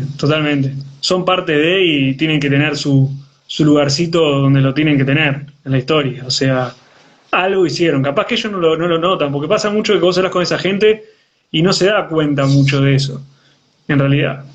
O sea, vos hablas con ellos y no te dicen, sí, no, nosotros fuimos los primeros en tocar rock and roll. No, ellos te dicen, teníamos una orquesta y hacíamos cover de Bill Haley. Terminó ahí. Pero en el contexto, cuando vos querés, los ponés en un contexto y decís, pero estos tipos están en Florida, que es un lugar donde obviamente llegaba la información, pero estamos en un lugar donde es poca gente. ¿Cuándo se les ocurrió empezar a tocar rock and roll a estos tipos cuando están en realidad rodeados de gente que toca tango y jazz? O sea, es importante eso, es un mojón de alguna forma. De alguna forma llevaron el rock and roll a su lugar, a su ciudad. Es como, se merecen tener como un reconocimiento. Entonces, nada, creo que va por ahí en realidad. Compartir la información y que eso se sepa. Nada más. Así es, Lalo. Bueno, te recuerdo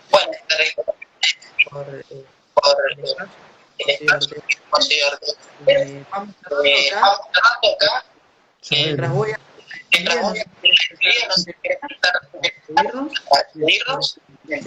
¿Cómo? Perdón, ¿que se cortó?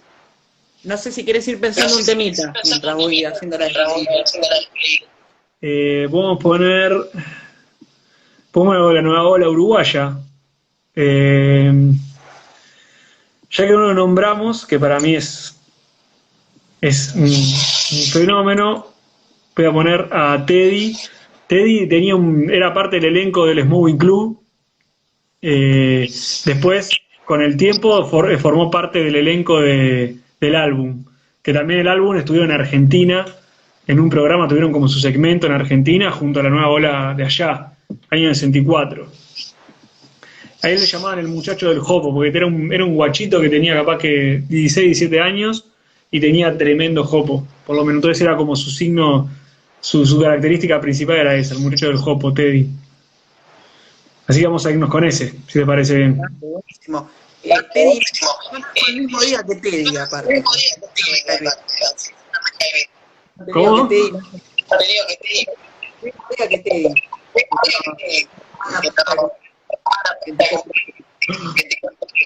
Claro. Capo, Bueno, entonces Teddy. vamos con el muchacho del jopo. Dale. Bueno, nos despedimos de este ¿Vieron? Viéndonos. Vamos arriba.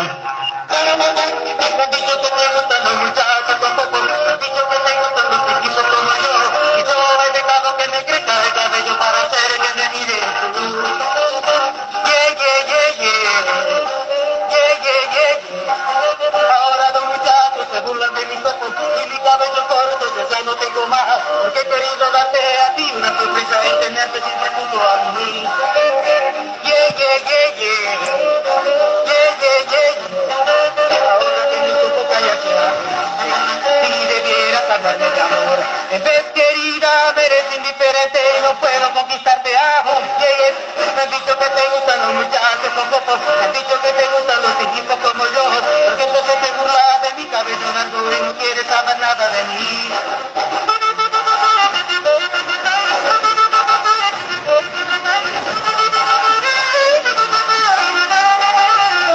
Yeah, yeah, yeah, yeah.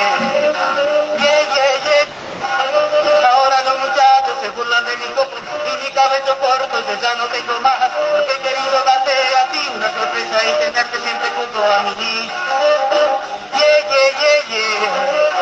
Yeah, yeah, yeah, yeah. Ahora que mi copo calla suave y debieras hablarme de amor. En vez querida, me eres indiferente y no puedo conquistarte aún. Yeah, yeah. Me han dicho que te gustan los muchachos con copo, me han dicho que te gustan los tipos como yo, porque entonces te burlas de mi cabello largo y no quieres saber nada de mí. Yeah, yeah, yeah, yeah. Yeah, yeah, yeah. Yeah, yeah, yeah, yeah. Abrazo. Vamos arriba.